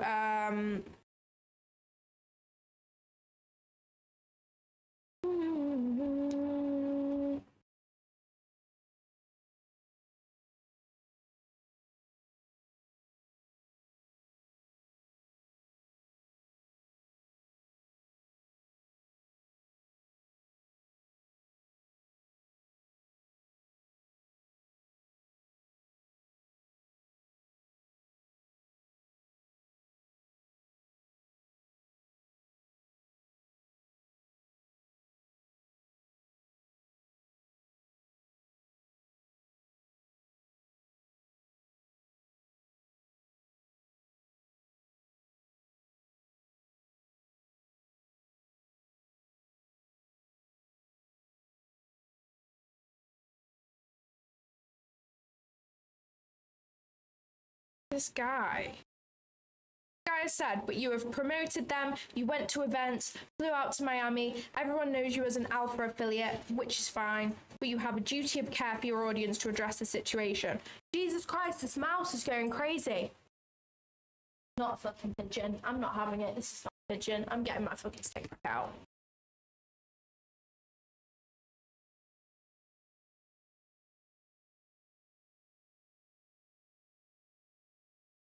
It doesn't move when I bang it though. You would think a mouse would move if it heard noises like that, like run away. You know what I mean?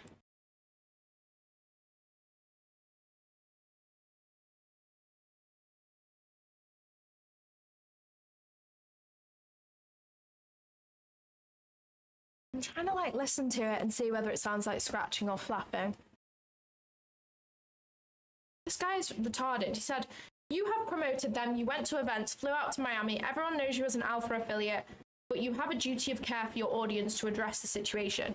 I haven't promoted them in nearly 3 months.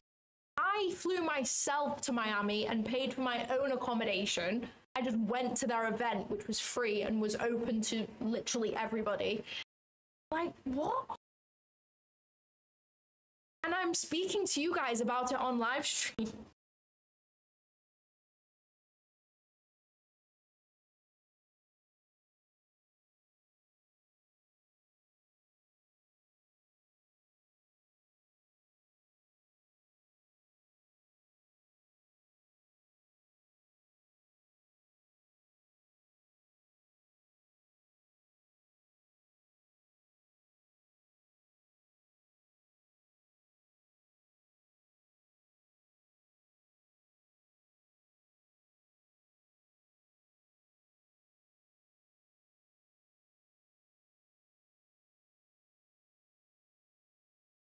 This fucking mouse, whatever it is doing my head in. It's scary when it makes these noises. I don't like it.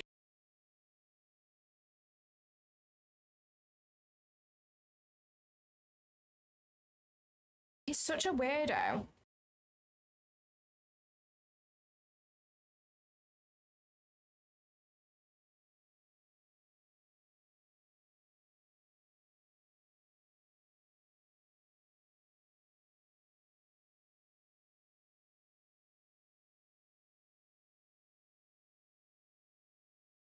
I said, you're just a hater. Try looking a little harder. I've spoke to my Discord and on live stream about the situation in plenty of detail. Haven't promoted them in months. I flew myself to Miami and paid for my own accommodation.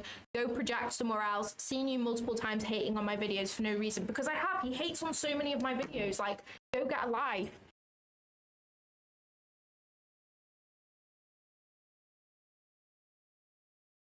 I'm not in a trade. No, I took this trade. I took it off at 1.75R. I only took a little scalp because I'm just on an eval, so I just made like max profit, well ish, and then I lost fucking $50 because I clicked sell by accident. I'm just gonna go and get my breakfast. I'm aware that it's 1 p.m, but I am eating breakfast right now. I have some cafe yogurt with granola and a little smoothie, so I'm just gonna go and get them out the fridge. I will be right back.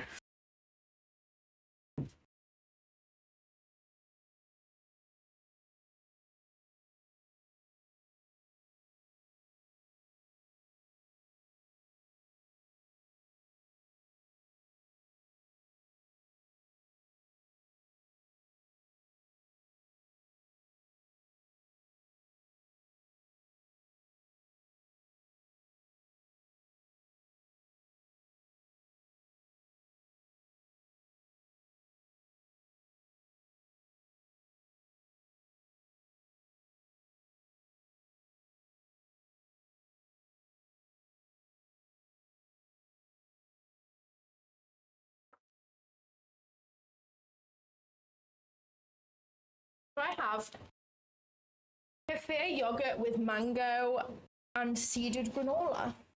That, and it's actually not too bad ingredients. It does have seed oil in, which is kind of annoying, but they've sweetened it with honey and date syrup, which I thought was pretty good. So I have that, and then I also have this smoothie. This is a Mockingbird raw press smoothie. These are actually really good ingredients. They are pretty good. So this has apple, banana, pear, kiwi, spinach, kale, lettuce, cucumber, lime, and lemon. We got green juice.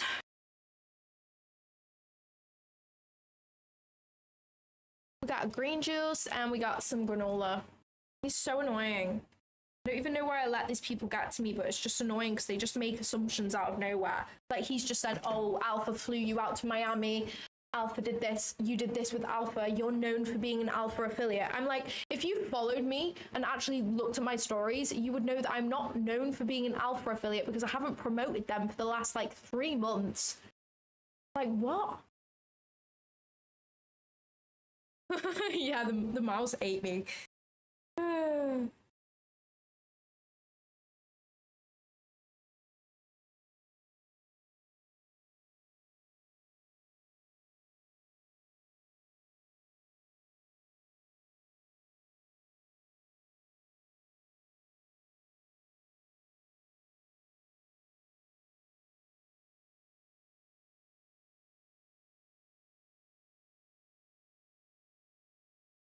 because he's saying, oh, you have a duty of care for your audience to fucking do something. Like, he gives a fuck about my audience.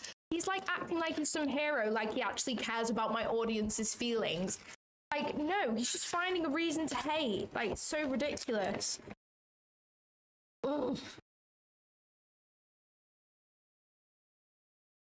I know. I am going to block him. I should definitely block him. I would like to see his response, and then I'm going to block him. Okay, I'm going to eat my yogurt now and calm down. Good job I'm not trading my funded accounts right now. I feel like I'm getting too rattled for that. I need to not let these people get to me. Usually I don't. Usually I'm pretty good at that, but it just irritates me when people make me feel like I'm like being dishonest to my audience and all that jazz. Like, when realistically, I don't have a fucking responsibility to let people know about alpha when I don't promote them anymore. Why is that my responsibility? Literally not. But like, as soon as people ask me on here, like, what do you think about alpha? I'll happily talk to you about it in full transparency, but I don't need to just like talk shit for no reason. Like, if you've spent more than 2 minutes on social media, you will have seen what's happened, you know?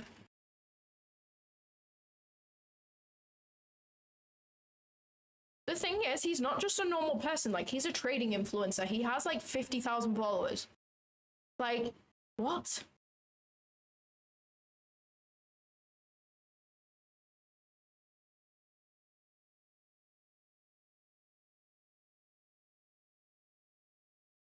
Guys, it's scripted.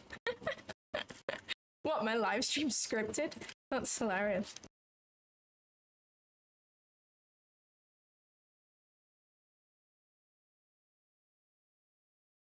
Don't worry, guys. I'm calming down now. I'm eating my yogurt. I'll be fine.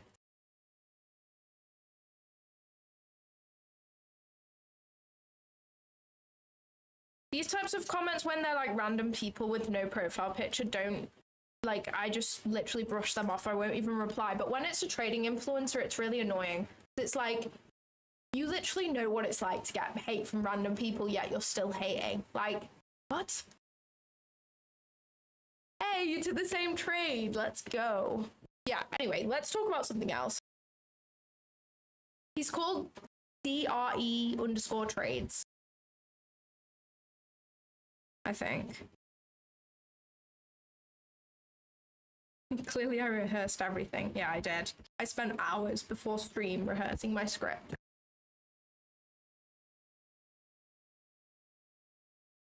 I'm gonna eat my mango yogurt now and calm down and think about birds and ducks. You took the trade? Let's fucking go. Oh, that's really kind. Thank you so much.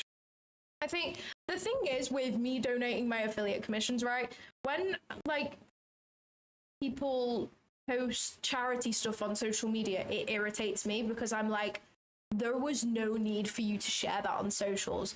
Like, not to hate on anyone, but if you're sharing a video of you fucking filming homeless people and giving them food, that shit like does piss me off because I'm like, there's absolutely no need for that. You're actually just doing this for clout at this point. But I couldn't. The thing is, the easiest way for me to make the most amount of money right now, like from a platform where people can donate, is through affiliate commissions. If I put a Just Giving link on there, I probably would have got like $100, right? But if people know that there's something involved for themselves, i.e. they buy a funded account anyway, but they know that they're donating to a charity by using my discount code, they are way more inclined to do it. So I knew that this was the way to make the most amount of money, but realistically, I don't like sharing shit about charity on social media because people then, like, people do charity stuff just for their own validation and so that people think that they're a good person. Like, I hate that. So I am thankful for people, like, messaging me and saying, like, that they like me because of what I've done. But I also, like, I don't want you guys to, like, change your opinion on me just because of what I've done, because I don't know. I personally am, like, being a hypocrite because I don't like people who share charity shit on socials. You know what I mean? But I had to share that to actually be able to get a big donation, you know? Like, I had the idea one day and I was like, you know what? I could probably make a lot of money for charity. Like, $5,800 to a small charity is a lot of money. Like, that is a huge donation. And I know that because my mum works for a small charity. So, yeah. Let's try my mango yogurt and see how we feel. You know what? I'm going to read the ingredients one more time just to make sure there's no nuts in it. I'm allergic to nuts, and that would not be great. Okay, we have cafe yogurt, mango puree, seeded granola, whole grain oats, pumpkin seeds, sunflower seeds, honey, barley flakes, date syrup, rapeseed oil, acacia fiber, cinnamon. Oh my gosh, I have my own hair in my yogurt. That's fucking disgusting. Okay, no, we're good. There's no nuts. We won't be dying today. Thank goodness.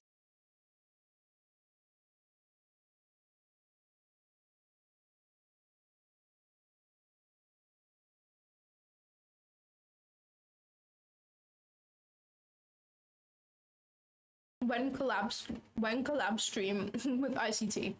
Whenever he wants. I wish.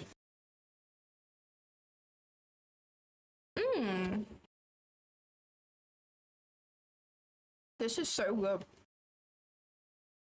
I love this.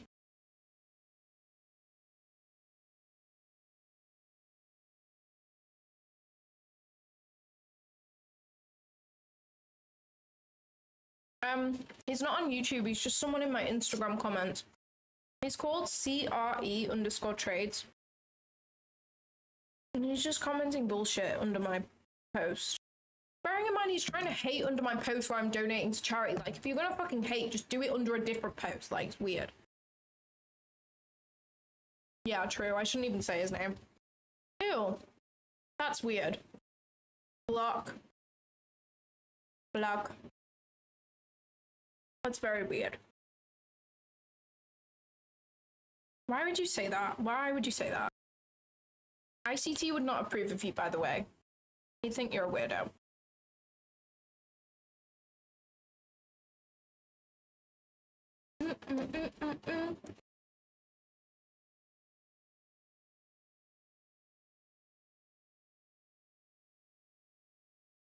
I knew this would play out. I'm happy that I took this on an eval and not funded, because I would have been pissed off. Actually, no.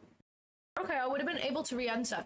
My re-entry rules after a break even is SMT with 2 bearish candle closures, which we had here. We put in the SMT and then we had 2 bearish candle closures, so my re-entry would have been right there.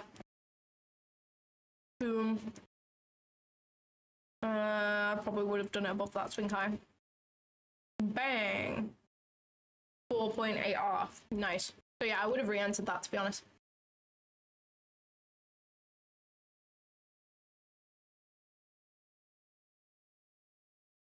Claudia Trades is on holiday. She's back tomorrow, I think, or the day after.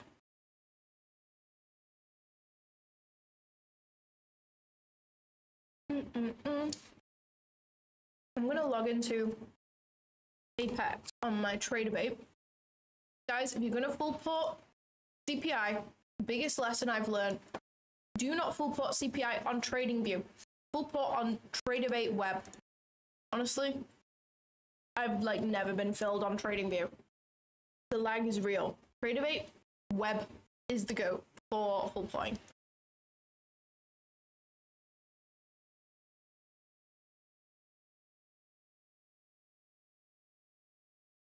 Where did I learn the 2 candle closure? Honestly, something I just discovered myself. I haven't learned it from anyone. I just discovered it through going through old charts.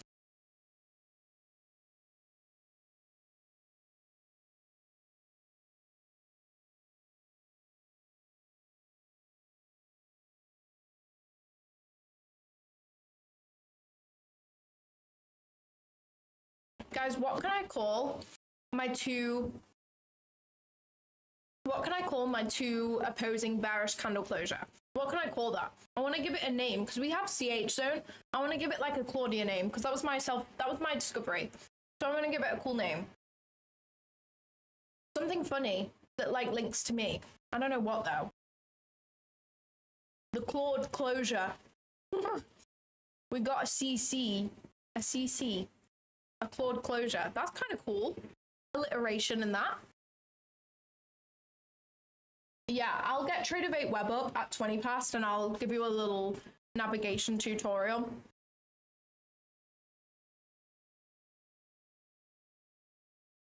I'm going long and short. I always set stops above and below price.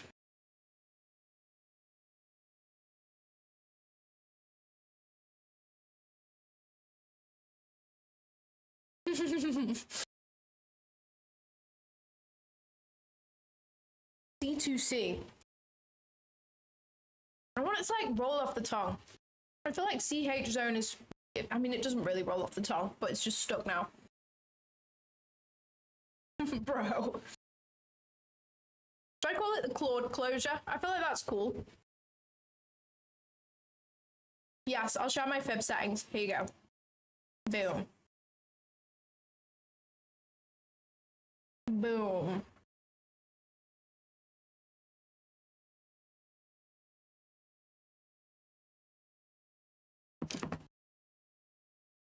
Double CC.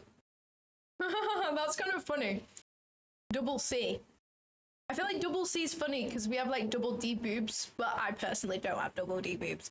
But you have like double D, but double C. The Claude closure, the double C. E equals MC squared CC.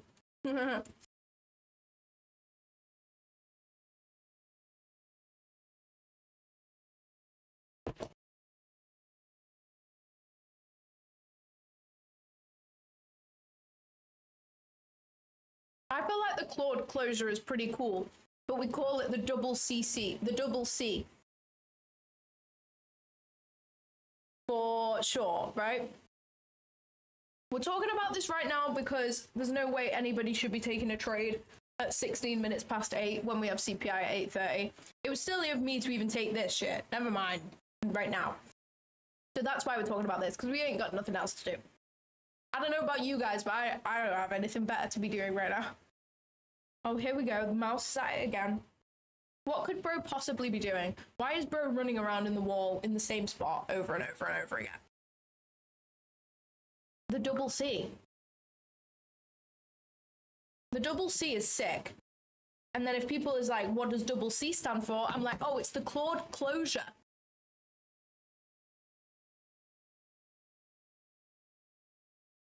He's getting his steps in, literally. He actually is.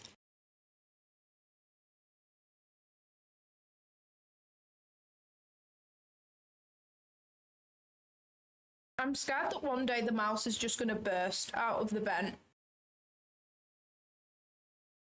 I need to lift weights today. I'm probably going to go to the gym today in the evening, but I don't know whether it's a good idea. Can someone who's like smart with fitness and things tell me whether it's a good idea to go and lift weights? I would only train legs, but I had physio on my back yesterday. I had some treatment and my whole back is really fucking sore. I don't know whether it's a good idea for me to lift weights, because even though I'm training legs, it still requires some strain on the back and arms. There isn't any videos where I describe my exact model, and the reason for that is because I've kind of created it myself. Now, I'm using concepts which are already on YouTube, like standard deviation, session sweep, and all that, but I've kind of pieced together a model with correct risk management and stuff that just seems to work. So, yeah. I have only just, like, created this model, I guess. So, I haven't got any videos on it. Maybe if I get a few more payouts, then I can make a video. I don't know. I don't know whether Ivan would be like, why the fuck are you making a video? I don't know. Because I learned standard deviation off Ivan, as a lot of you guys know. But the actual model I'm trading is not Ivan's model. I have curated this myself with other things.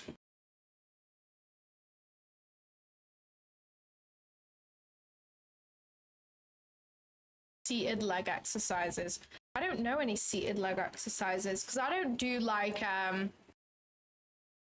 what are they called, like leg raises and things, like with the cushion thing. I don't know what they're called.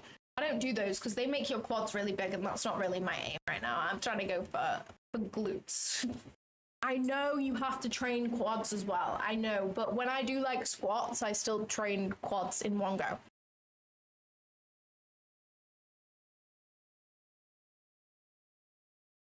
Maybe I just go and do like a HIIT workout with some like 3-kilogram dumbbells or something. Maybe that's a good idea.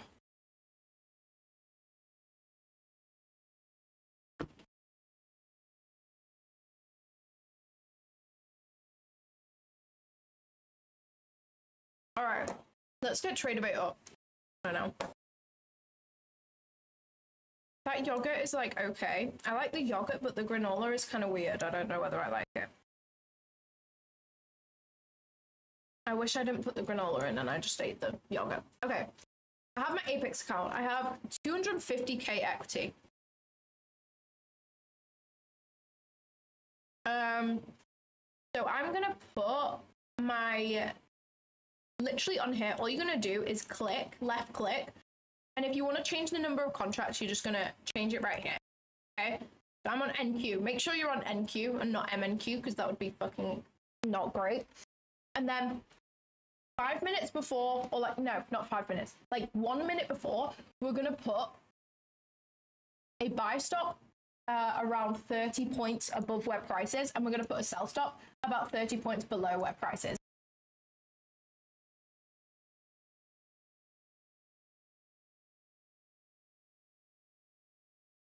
No, I do.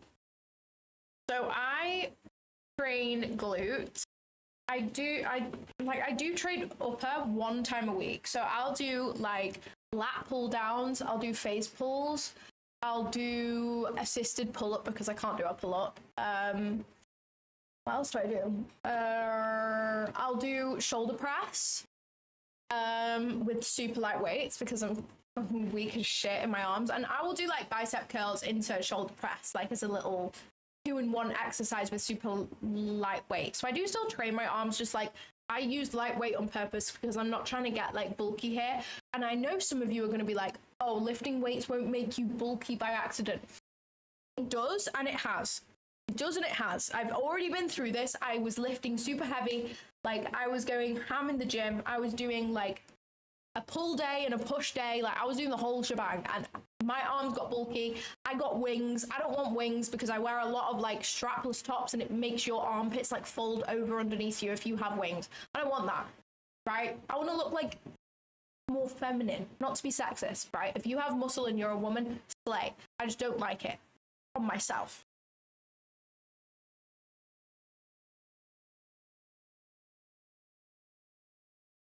I promise you, I did it. If you're smaller, it's a lot easier to like put on muscle and fairly short. I feel like that's why you see a lot of like small guys in the gym who are like huge.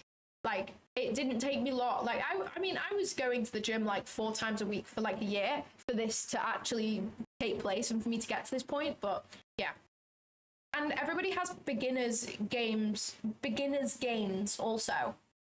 So you see more of like an increase because you've never trained that area of your body, because my lats will be getting like no sort of strain throughout the day. So if I go to the gym and all of a sudden start training them, I'm gonna more than likely have beginner's gains because these muscles have never been worked in their life. No, the trading is not over for the day. I'm just waiting for CPI release. Once that's released, I'm gonna actually look into some trades. So yeah. I'm not showing it in Discord. Oh, you're right. You are correct. Hold on, I gotta share a different screen in the Discord right now. Damn, we have 34 viewers in Discord. That's great. Okay, let me share my TradeAbate screen. There you go. There you go. Now you guys can see TradeAbate. The one thing I don't like about this is you can't like pull up the screen, like, which is kind of annoying. I'm just gonna have to like zoom out, I guess, so that I can see more of price. All right, so we're nearly at 5 past. 5 minutes to even.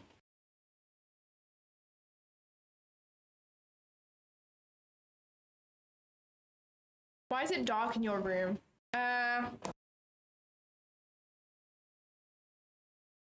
It's a little bit dark. I can turn this light up though.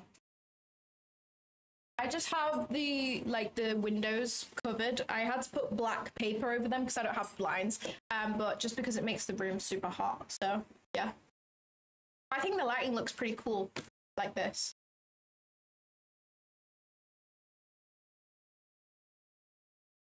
Oh, you can change it in the settings, really? No, I can't be bothered to do that right now. I feel like while I'm waiting, I am just gonna draw some fibs. Just so that we can like know what we're doing after. You know what? No, I'll just do it after the CPI release. I can't be bothered right now. Go to chart settings and uncheck auto fit. Okay. Nope, not that. Oh, hello. Where's chart setting?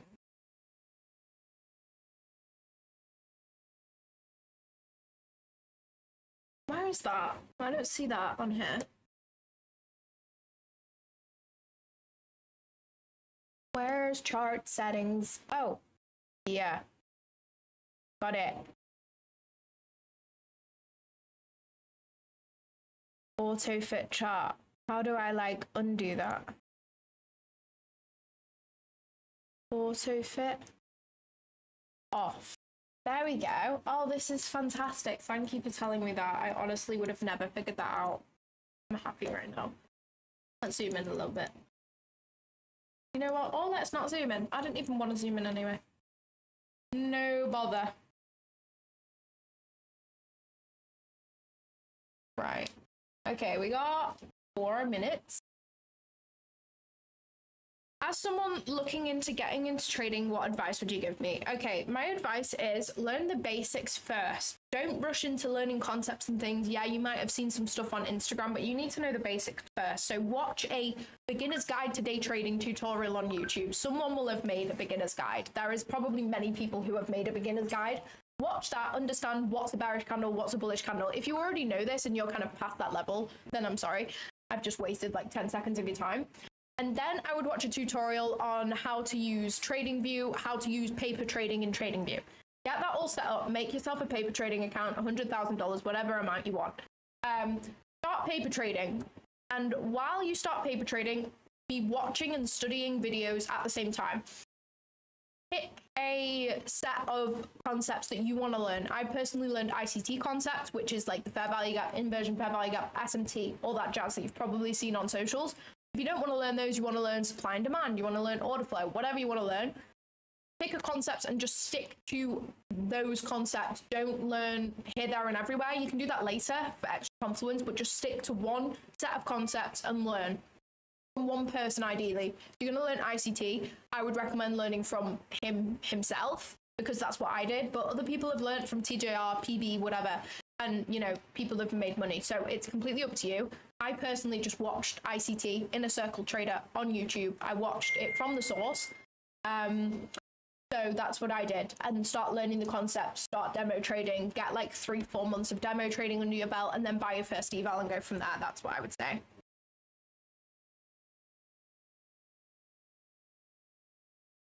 Yeah, let me make this smaller. I don't really need that, do I? There we go. All right. We got 2 minutes. So I am going to set my things. So price is currently at 63. So I'm going to set this at 90. My, what is going on? Hello? What is going on? Okay, 93. Yeah. Buy stop. I'm doing 10 minis. This is crazy. 10 minis is crazy, but this feels so weird, but I need to make 15k, so it may as well. And then I'm going to set this at like 28. And then all I'm going to do is just keep moving these. If price moves a lot, I'm just going to keep dragging them up or down. And I can do that by just doing that and then clicking yes.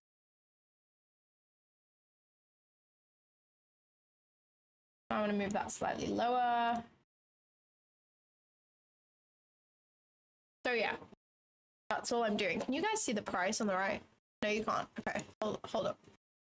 Hold up. That better? Nope. Nope. Sorry, you guys couldn't even see on YouTube. I apologize. There we go. You should be able to see now. Oh fuck, I gotta move this up a little bit. Yes. Oh gosh, up a little bit more. Yes. We're at 69, 70, 73. Okay, we should be close to the release right now. I'm just gonna leave that where it is.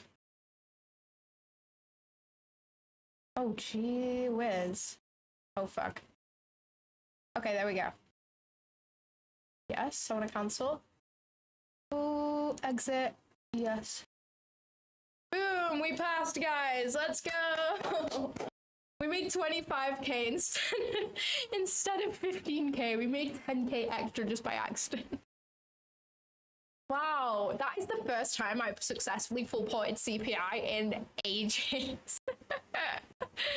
Let's go. W's in the chat. Did any of you guys on Discord full port? Did you guys full port? Any of you in Discord? W, we got another funded account in the stat. I gotta check the funded rules on this. Nah, none of you guys full ported? What are you playing at? Lou, I swear you full ported. Did you win?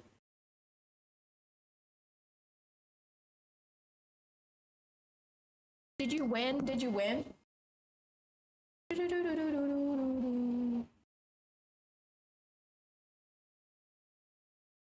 What on earth is going on? Alpha Futures just sent me an email saying I've passed the eval. Oh, it's because my account is now moved to fucking Alpha Trader. Great. That's so great. W's in the chat, W's in the chat. All right, now I've got to look at this, right? I want to look at this. All right, we have 2.5 right there. I'm just trying to see whether we have any nice bibs lining up. All right, we have a -4. That's pretty clean.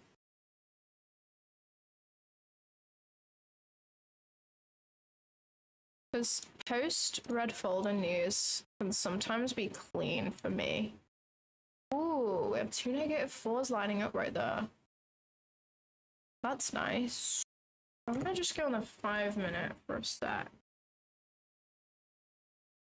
Okay. These 4s are very nice. I like those a lot. That's a manipulation leg. I want to see if we can get like a 2.5 or something. Okay. Yes, this is clean. Right, that's our little zone. That's our CH zone on NQ. I need to log out and log into Lucid real quick, because that is where my funded accounts are at. Oh yeah, I gotta switch my screen on Discord. Apologies. Apologies. There we go. Okay, that's my CH zone on NQ. Let's see if I can get one on ES too. Let me delete all of these right now. These are not particularly useful anymore. Okay. That's giving us a 2.5 near Asia High. Lovely. Anything else? Let's try to get one from Asia Low. I feel like that would be nice. I am sticking my chin forward. I've just noticed that. That is what my physio told me that I probably did. And it's when I have my charts too small when I do that. And then we have a 4 above. All right, yeah, that's nice. That's our CH zone. On ES. Nice. We'll see whether we can get a funded account trade now. This is the one that I'm copying. I just want to log into TradeSync and make sure that I'm copying all 5. Or, okay, no, I'm not. I need to just delete my connection, I think. Yeah, I do. When you like pass an account or buy a new account, you have to delete your connection on TradeSync and redo it. So I'm just going to do that real quick. I'm hoping that we're not just going to go from there. I'm hoping that we're going to sweep that out and then do it. At least we've taken out data high, because that's the main worry. I don't want to short against data high.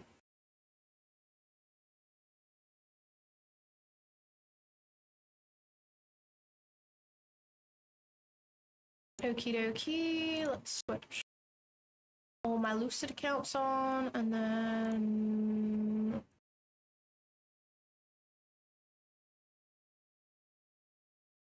Okay, which one should I set?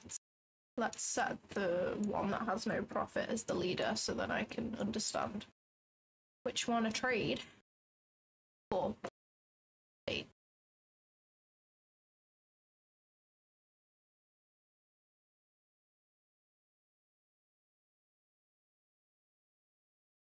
Nice. Right, the copy trader is on. Guys, something so weird happened yesterday. So my alpha funded account, I just randomly made $200 without executing anything. Apparently it was 12 micro ES contracts and I just noticed it was open and up $200. And this was after 9:32, which I don't trade after 9:30. That was so weird, but I made $200 for free. Bro cannot be shorting this. Of course I'm shorting this. Well, not yet. I wanted to see it come up to here. So far, I don't like this. That 4. Oh, fuck. Did I miss it? I don't think we've rebalanced, though.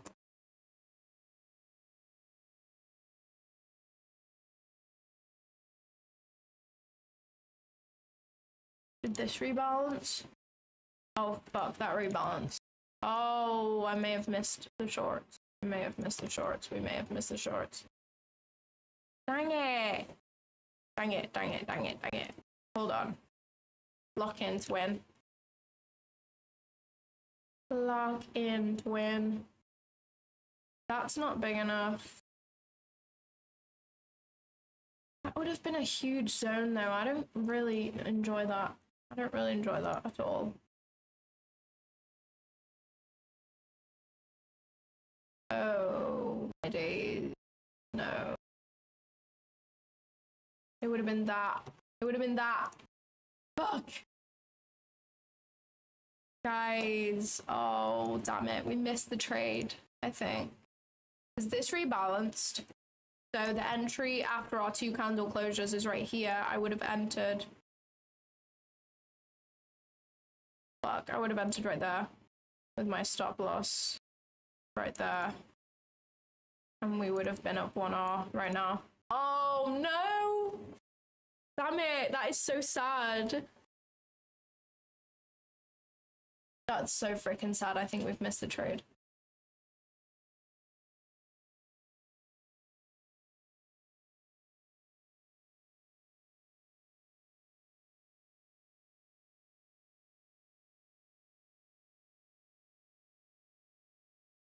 Oh, fuck. We missed the trade.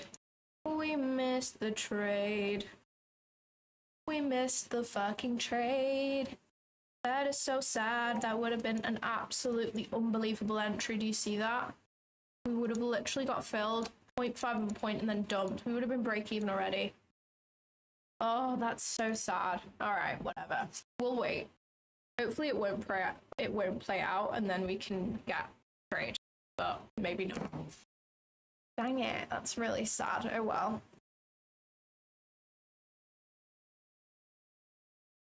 Na, na, na, na, na.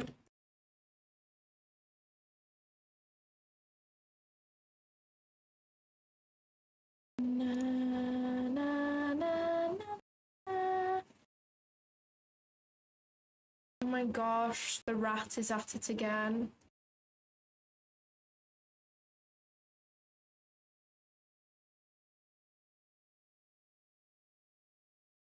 The rat is at it again.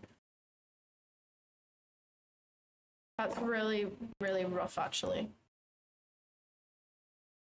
We missed the NQ zone by like a point. And when that happens, I anticipate us coming back up. So, like, maybe we'll get lucky. Let me delete this now. I have a screenshot, so I can journal that already. Oh, that's so sad. That is so sad. Ooh, we have that -4 too.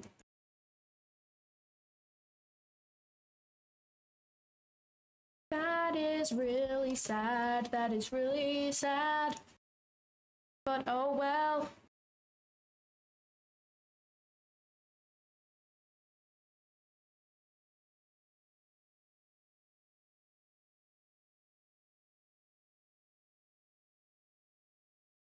Oh. I feel like that's not that clean though. It's cleaner on ES. I just didn't see this fib. Oh, damn it. I prefer fibs from 2 locations though, so if I can't find anything from Asia session, then I don't think it's actually that clean. Like, that's not big enough. What about that? Oh, that's nice. That's really nice, that -4 lining up with Asia High. I think we may still have potential for this. When I see a really clean fib lining up with liquidity, I just anticipate us to trade to there. So maybe we'll come back up and sweep out this high and then we'll go. I don't know. That's sad if it doesn't happen though, to be honest. We have 2.5 lining up right here as well. We have 2 fibs lining up with Asia High. I'm not buying it. I think we're gonna come back up. Why am I predicting rather than reacting? I don't know, but that's just what I think. Yeah, I started on the 2022 mentorship and it's a good idea.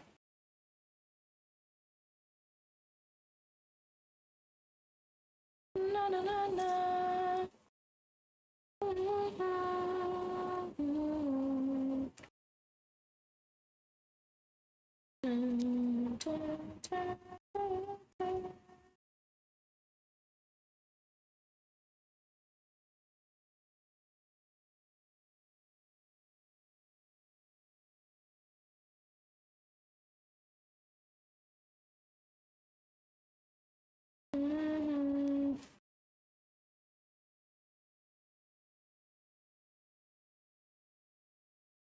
I have this smoothie. I'm gonna try. Very green and it's healthy, so it might not taste that good. Oh god, it smells absolutely awful. It smells like a fucking salad. And not a fruit salad, like a vegetable salad. Why does my smoothie smell like a Greek salad?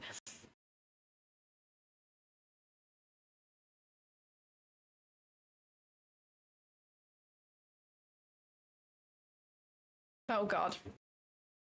It's not good. It's healthy. It tastes healthy. It tastes extremely healthy. So that's the only way I would describe this taste right now.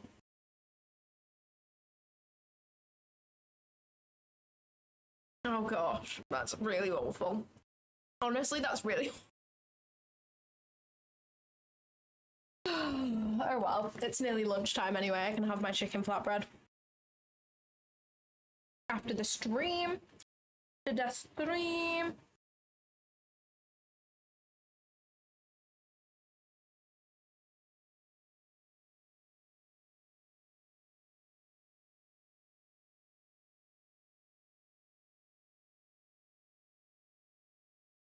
Hi from Ecuador. Hey. Hey. Na na na na na na na.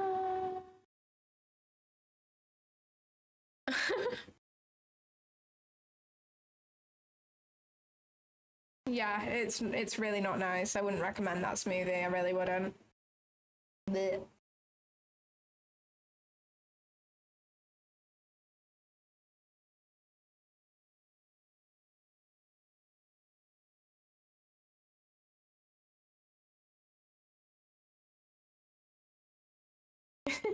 Someone's commented on my post on X where I posted a picture of my trade saying, we are not yet in September 2026. And I think they've seen my contract at the top of here and thought, oh, she's faking her trade.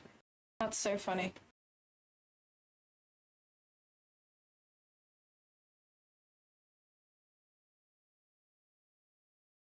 Dang, maybe we're not going to come back up. Maybe we're not. I can't see us leaving those. Those just make so much sense for us to come to. I think it's manipulation. They're trying to manipulate us, and I'm not buying it right now. Oh, but look at that. Okay.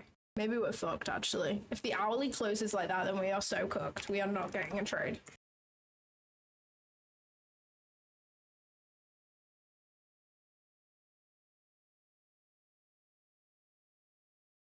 Dang it, dang it, dang it, dang it.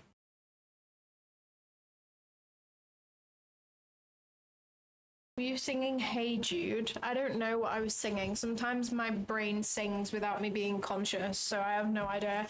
Last week I was singing Jingle Bells without even realizing I was singing Jingle Bells. That is the extent we're at.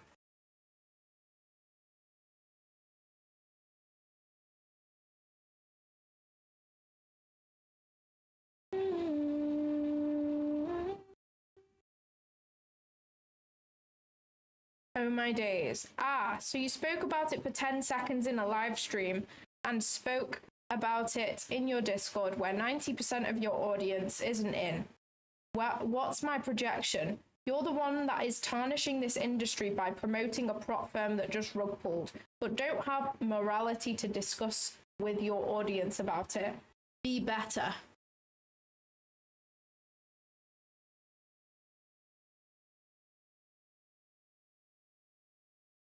This guy is actually like so slow.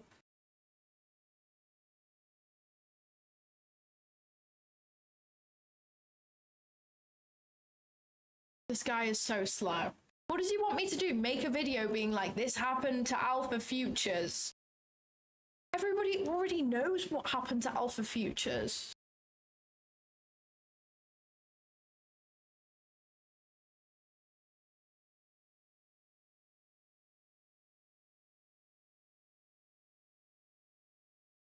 Do you have ADHD? I don't know. A lot of people ask that, so I have no idea. I have no idea. Maybe. Maybe not. I don't know. If anyone's an ADHD doctor on here, please diagnose me.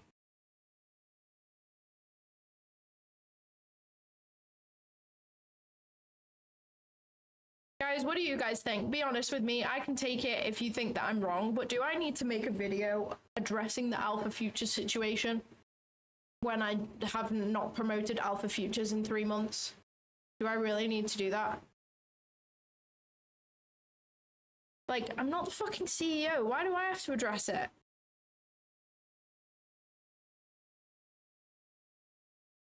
No, no, no, no.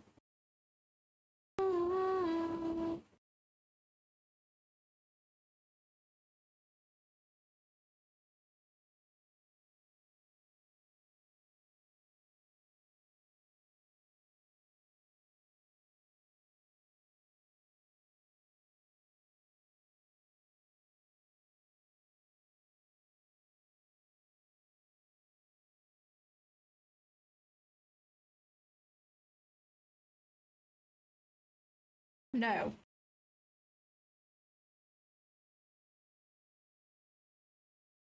So so you're on a Lucid Flex 50k account, and I had a buy order out and it jumped up to 9k. Now I'm way over consistency. What do I do now? Is this on a eval or a funded?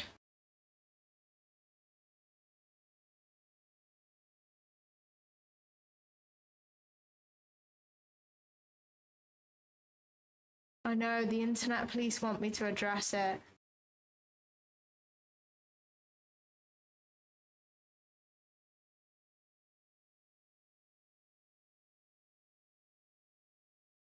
An eval. Yeah, you have to lose. Wait. Do you even have to lose money if you make more on the account?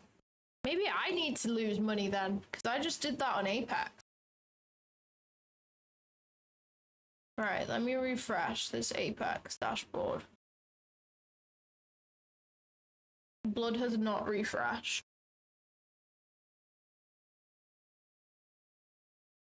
Oh, you're doing fine. Hello. I passed you. Hello. Right, bro says my balance is 250k. Guys, do I have to lose the 10k or not? On eval.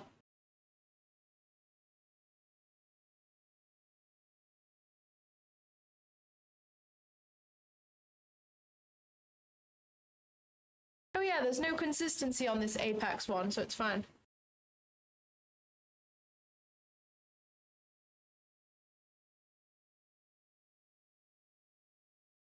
Oh, it refreshes at the end of the day, got you. Na, na, na, na, na, na.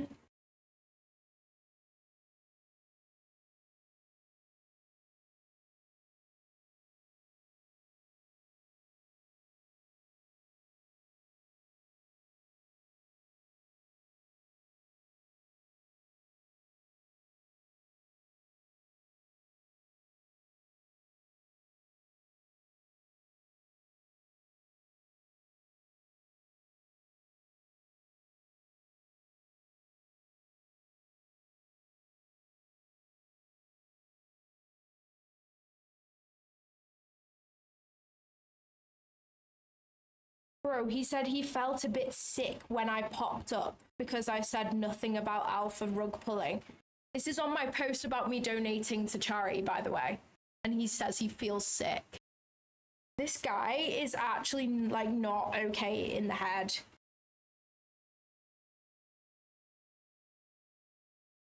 Right, you're getting blocked because you're actually so weird.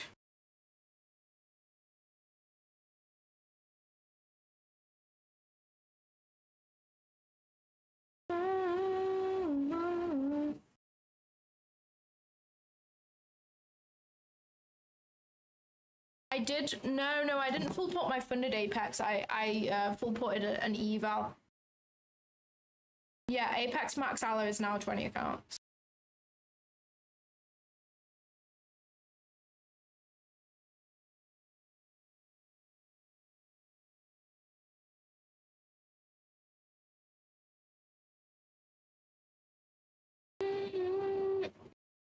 Does recording yourself trade help you with trading? I'm not sure. I don't know.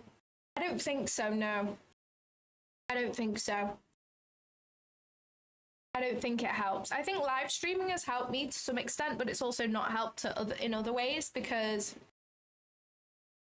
the thing with live streaming is sometimes you can feel pressured to take a trade because people want to be entertained, right? People are watching you, so you feel the pressure to take a trade so that they don't leave the live stream. But I got over that because I realized that me being a profitable trader is more important to me than live stream viewers. Although I love my live stream community and I'm so grateful for all of you guys for joining me, me being profitable is way more important to me than whether I,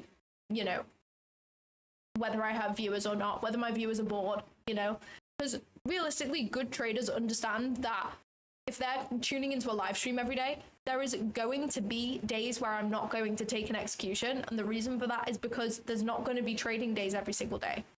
Like, nobody is going to find their setup every single day. Well, me personally, I won't see my setup every single day.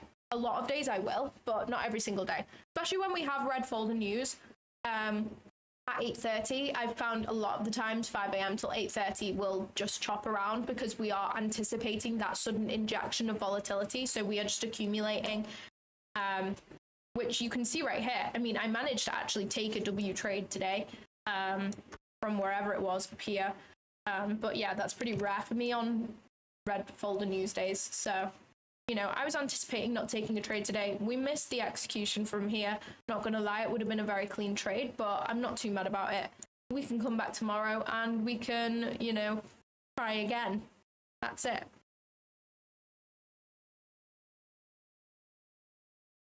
$250Ks would actually be mental. I want to see the funded stage rules of these 250K Apex accounts. Like, I'm really intrigued about this.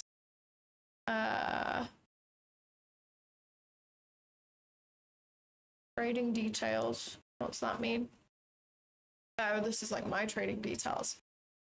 Let me go on there. I just want to see the legacy.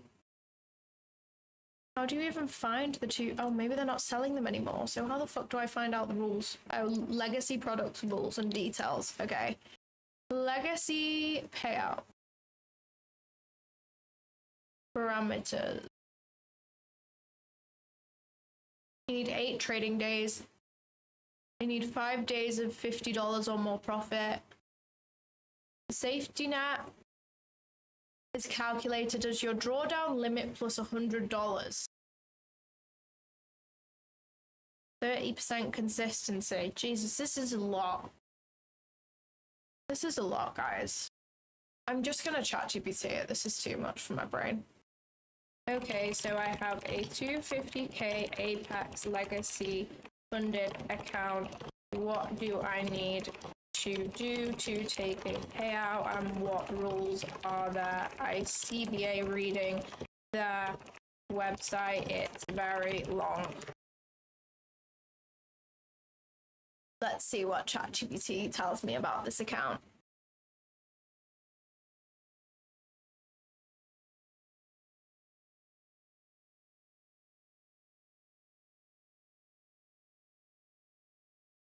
Yeah, I forgot that it's live trailing. That's kind of fucked.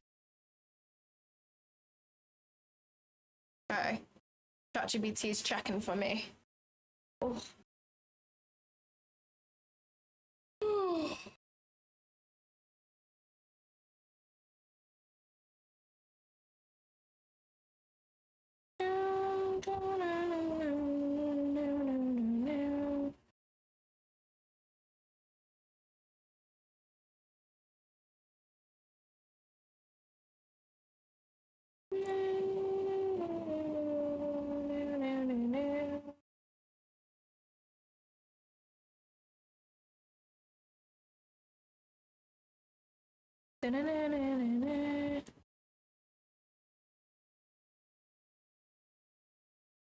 Okay, ChatGPT says 8 total trading days, 5 days with $50+ profit, account balance of at least 256,600. Largest winning day is 30%. Okay, so it's 30% consistency. Because it has a $6,500 trailing drawdown, its safety net balance is... All right, got you.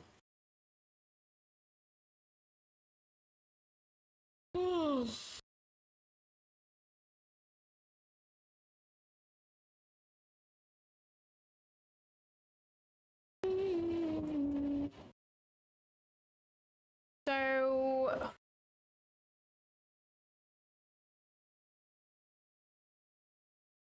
okay, to even take a small payout, I need like $6,000. How much should I be risking on this account? If my biggest day is $2,000, then I need 6,000. All right. So for me to actually be able to take any sort of payout, I need at least 6K. And my biggest day can't be any more than $2,000. I'm doing like 3R mark. $2,000 divided by 3 is like 6. No. Wow, the maths is crazy work. It's like 6.6666. So if I risk like $660, all right, so I'll just risk $750 and do 3 times on my copy trader. If I blow this, I really don't care. I'm also considering not even activating it. I'm not gonna lie, because now that I've read the rules, this is really fucking hard, and I have to pay $150 like activation fee. You know what I mean? Is it even worth me activating this account? Should I just give this? I can't even give it to anyone, can I?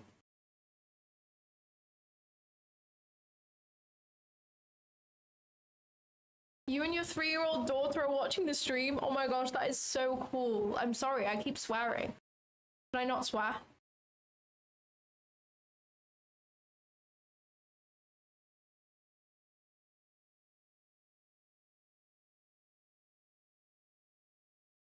Yeah, this was a nice shot. I just didn't spot the entry. We did actually have a zone up here, but I didn't see it till after.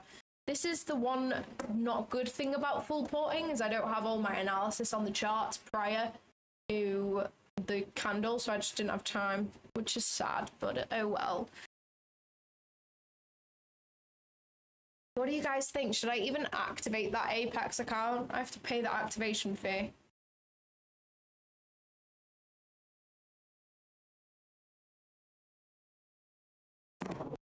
I know, but I don't want her to like copy me and start swearing. That wouldn't be great.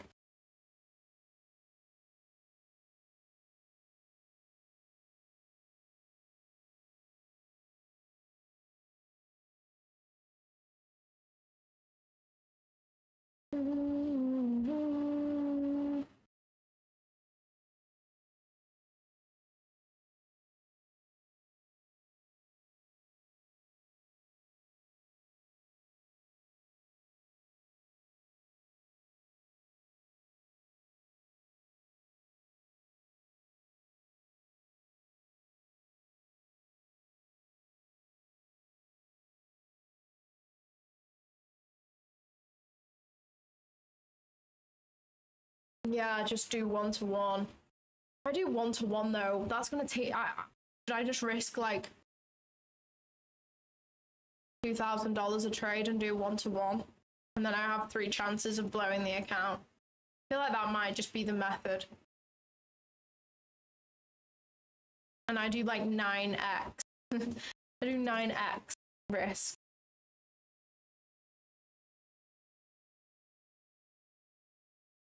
Yeah, true. I feel like 1R is the only way to do intraday trailing. Damn, we really missed those shorts, guys. They were high-key really clean. My entry would have been right here. Dang it. That's very sad, but oh well. It is what it is. It is what it is. Oh, right, to be fair, we wouldn't even be 2R in profit right now. Oh no, we would just about be 2R in profit. So I would have trailed my stop loss to this first fair value gap right there, right now.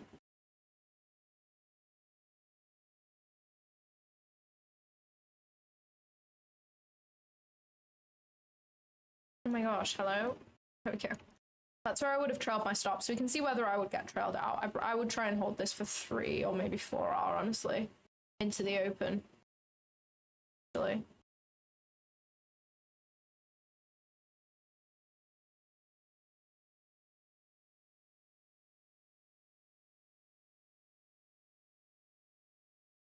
Yeah, 2K to make 2K is honestly a good idea.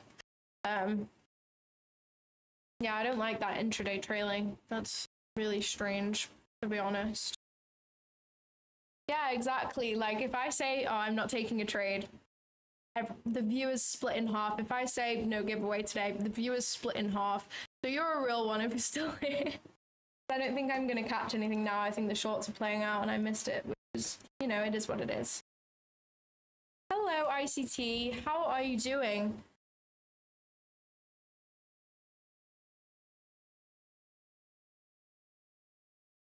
Yeah, I think this could honestly play out, which is sad. I really anticipated an Asia high sweep on ES, and then I wanted to take the shorts, so that's sad. But oh well.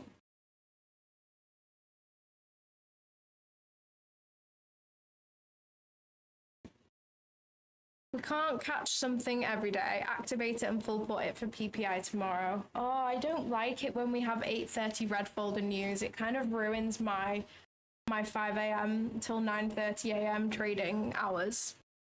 Not gonna lie. Kind of ruins it. Whenever we have 8:30 a.m. red folder, I struggle. Oh, thank you so much. I'm really excited about it. I feel like last week was my best week of trading ever. I am on a green streak, and I've never had a green streak in my life, so I don't really know how to deal with it. So any advice would be much appreciated. I'm trying to not let it get to my ego at all, which I feel like it hasn't. I mean, today I only took a scalp on my eval. I didn't see anything nice for my funded account so far, but so we're still green. I think I'm like 6. I'm on a 6-day green streak, I think. No, maybe 7 now. I've never had that. I've had like 30-day I've had 30-day losing streaks, but not green streaks, so I don't really know how to act. Alan with the 6-7.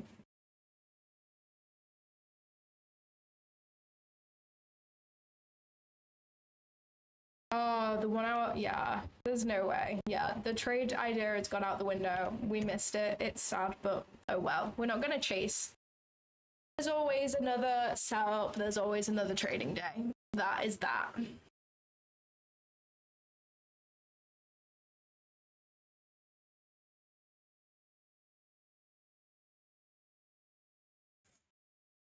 I'm really, really hungry, but that smoothie is actually so disgusting that I'm not even hungry enough. Like, I am starving, but not hungry enough to drink that. It really does taste like a Greek salad. It tastes like somebody has got a Greek salad and whacked it in a blender, maybe added a bit of water. That is what it sounds like. You did? Oh my gosh, that's awesome. That is awesome.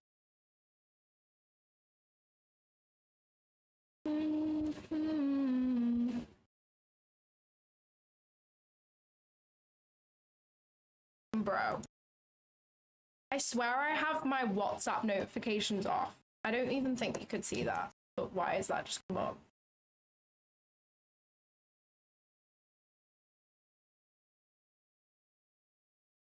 My watch is telling me the time.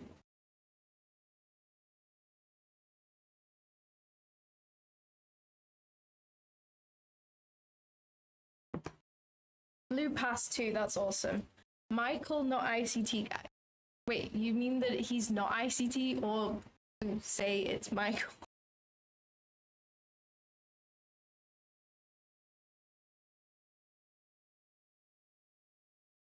Shall I still hold this short? I would, I don't know. I feel like if you get to like 9.29, take off half your position and then hold through open, that would be what I would do, but maybe that's a little bit risky. I wish I'd taken this. This is so clean. We just have to watch it play out, but that's okay. But me personally, if I was trading this, I'd take off some contracts at 9.29 and then hold it through the 9.30 open.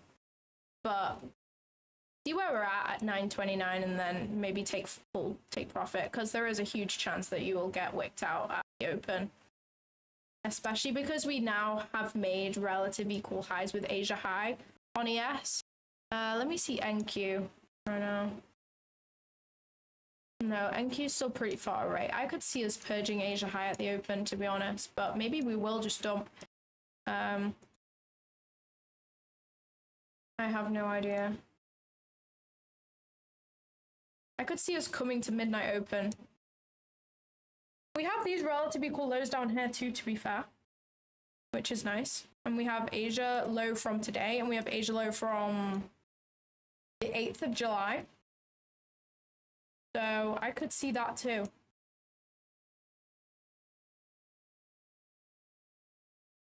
Let's see the hourly. Yeah, honestly, the hourly close is really strong. I could see us being bearish into the open.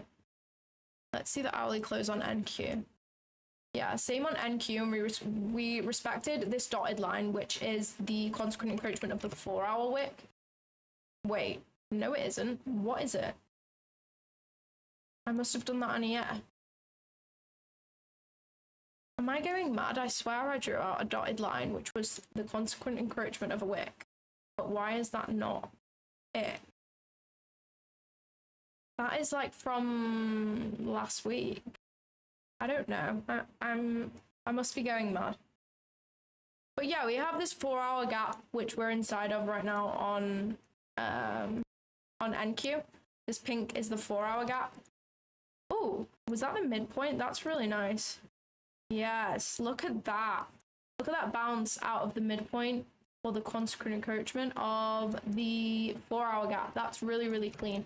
So yeah, I would be bearish going into the open. I would personally be holding this if I had got in. I'd be holding this into the open, take off half my position at least before 9:30. For sure.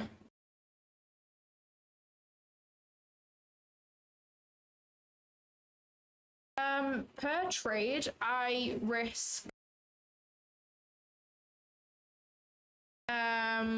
$250 per trade, and that is on a 50K funded account, which has $3,000 of drawdown. So I'm risking 25% divided by 3. What is 25? Like 6% per trade of the actual drawdown. Because, you know, $250 of a 50K account is technically 0.5%, but you don't have access to the 50,000. You have access to $3,000. So I'm technically risking more like 6%. Let me make sure I've done that maths right. My mental maths is really, really bad.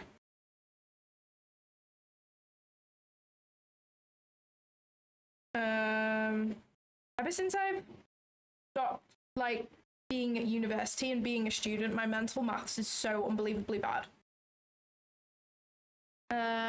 So I'm doing 250 divided by 50,000. No, 250 divided by 3,000, which is the max loss limit is 2,000 on a 50k account. Sorry, I have done it wrong then.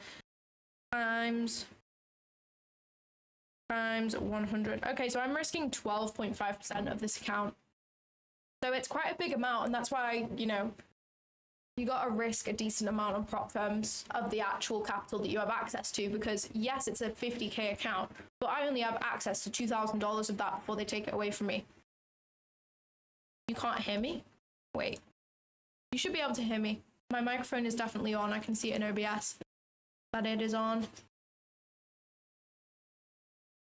Yes, so I will set my stop loss where it makes sense. 90% of the time, my stop loss is 1 point above a swing high or 1 point below a swing low. Oh my gosh, guys, I've just heard the mouse/rat, and it is definitely a pigeon. I've just heard that pigeon like flap its wings. So obviously, if you've just joined the stream, I basically thought there was a mouse in the wall, but this is a chimney, and I think it's just a pigeon. And it definitely is a pigeon because I just heard the flapping of wings. Oh, that is so great. We don't have a mouse in the wall. The problem has been solved. So I will always place my stop loss first. I will use this tool, the short or long tool, to determine where my entry is going to be, where my stop loss is going to be, right? I always have my stop loss 90% of the time. I have my stop loss 1 tick above a swing high or 1 tick below a swing low. And the reason for that is just in case a price wants to come up and put in SMT, and I can hope that I am on the correct side of price, which I usually am. So if, let's say I'm shorting ES and NQ wants to come up and sweep out the high, but ES is more bearish, so I will then like still be in the trade, even if ES wants to make equal highs and NQ wants to sweep the high, because that's still S&T. Even if ES makes an equal high and NQ sweeps the high, we still have S&T. So that gives me room to still be in the trade, even if price wants to do that, because my trade is technically still valid if we're putting in S&T at my high. Even if it's an equal high, we're still putting in S&T, and I am on side with the correct asset, so my trade is still valid. So that's why I do 1 point above or below. And this has actually saved me a few times, so I would recommend for sure.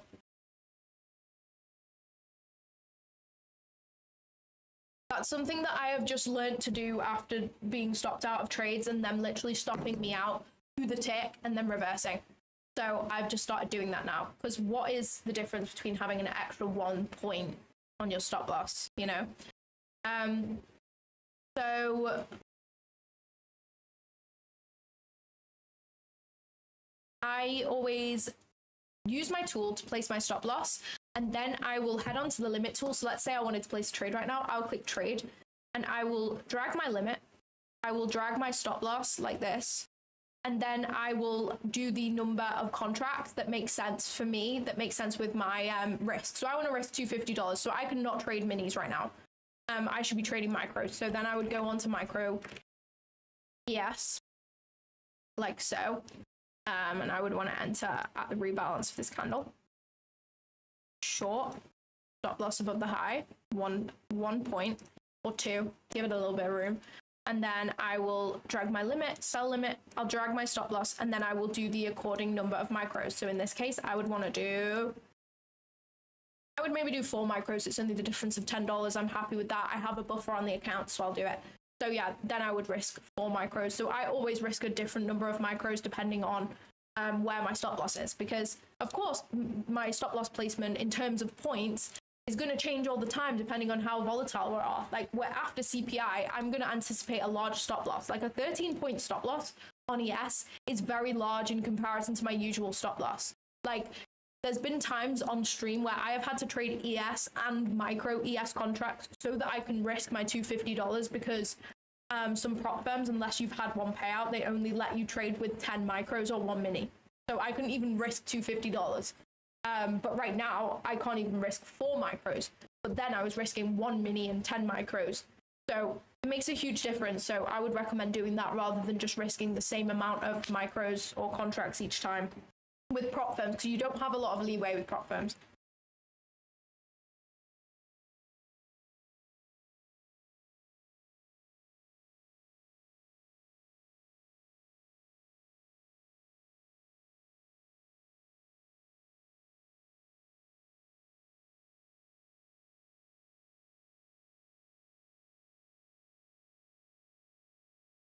I think I have a podcast I forgot about. Hold up. I do have a podcast. I have a podcast at 10 a.m. EST.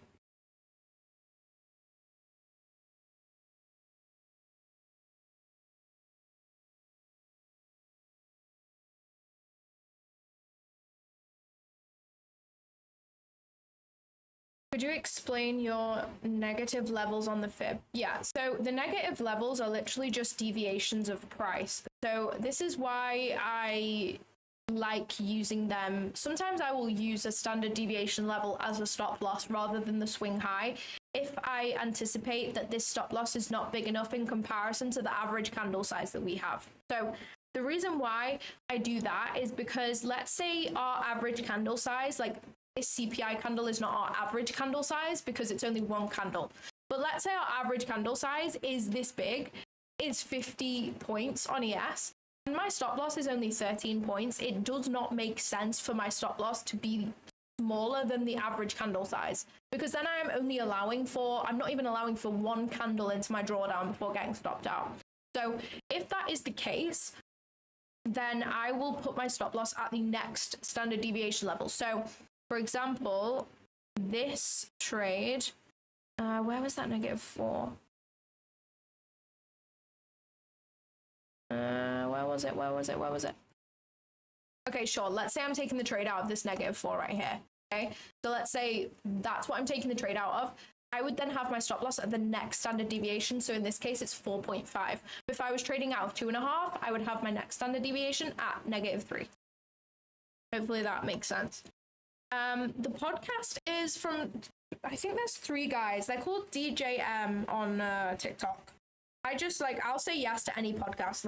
I'm not a celebrity. I want to do podcasts. That's so much fun. The fact that anyone would even ask me to do a podcast is absolutely crazy. So I say yes to everybody, no matter how many followers they have, because I just think that's so cool.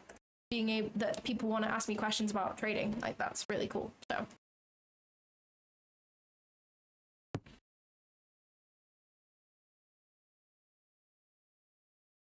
What indicator is that? Which one?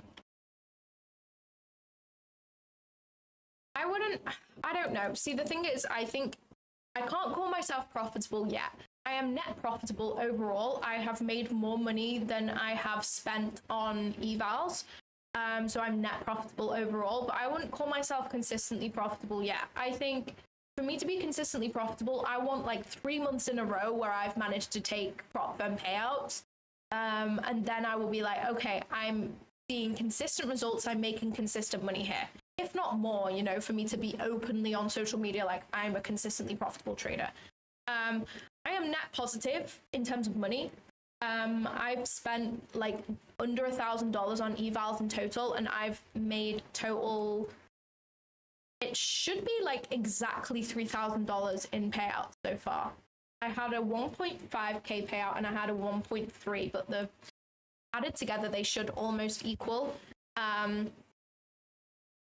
$3,000. So I'm net positive, and I am very, very close to a payout on my Lucid funded accounts too. I am 1 day away from a payout on 3 of those, so that will be my biggest ever payout once I take that across 3 accounts.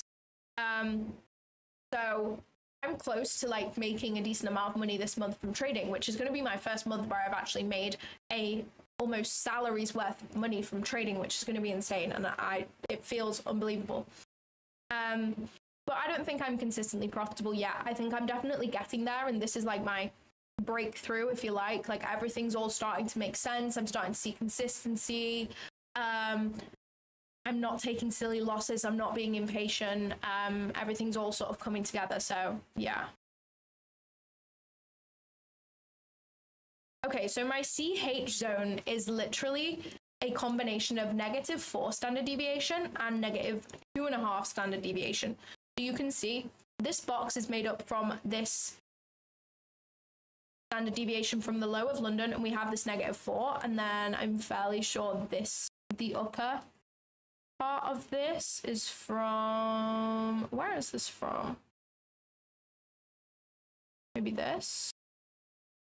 It's from, oh, what is this from? I don't even know what this is from.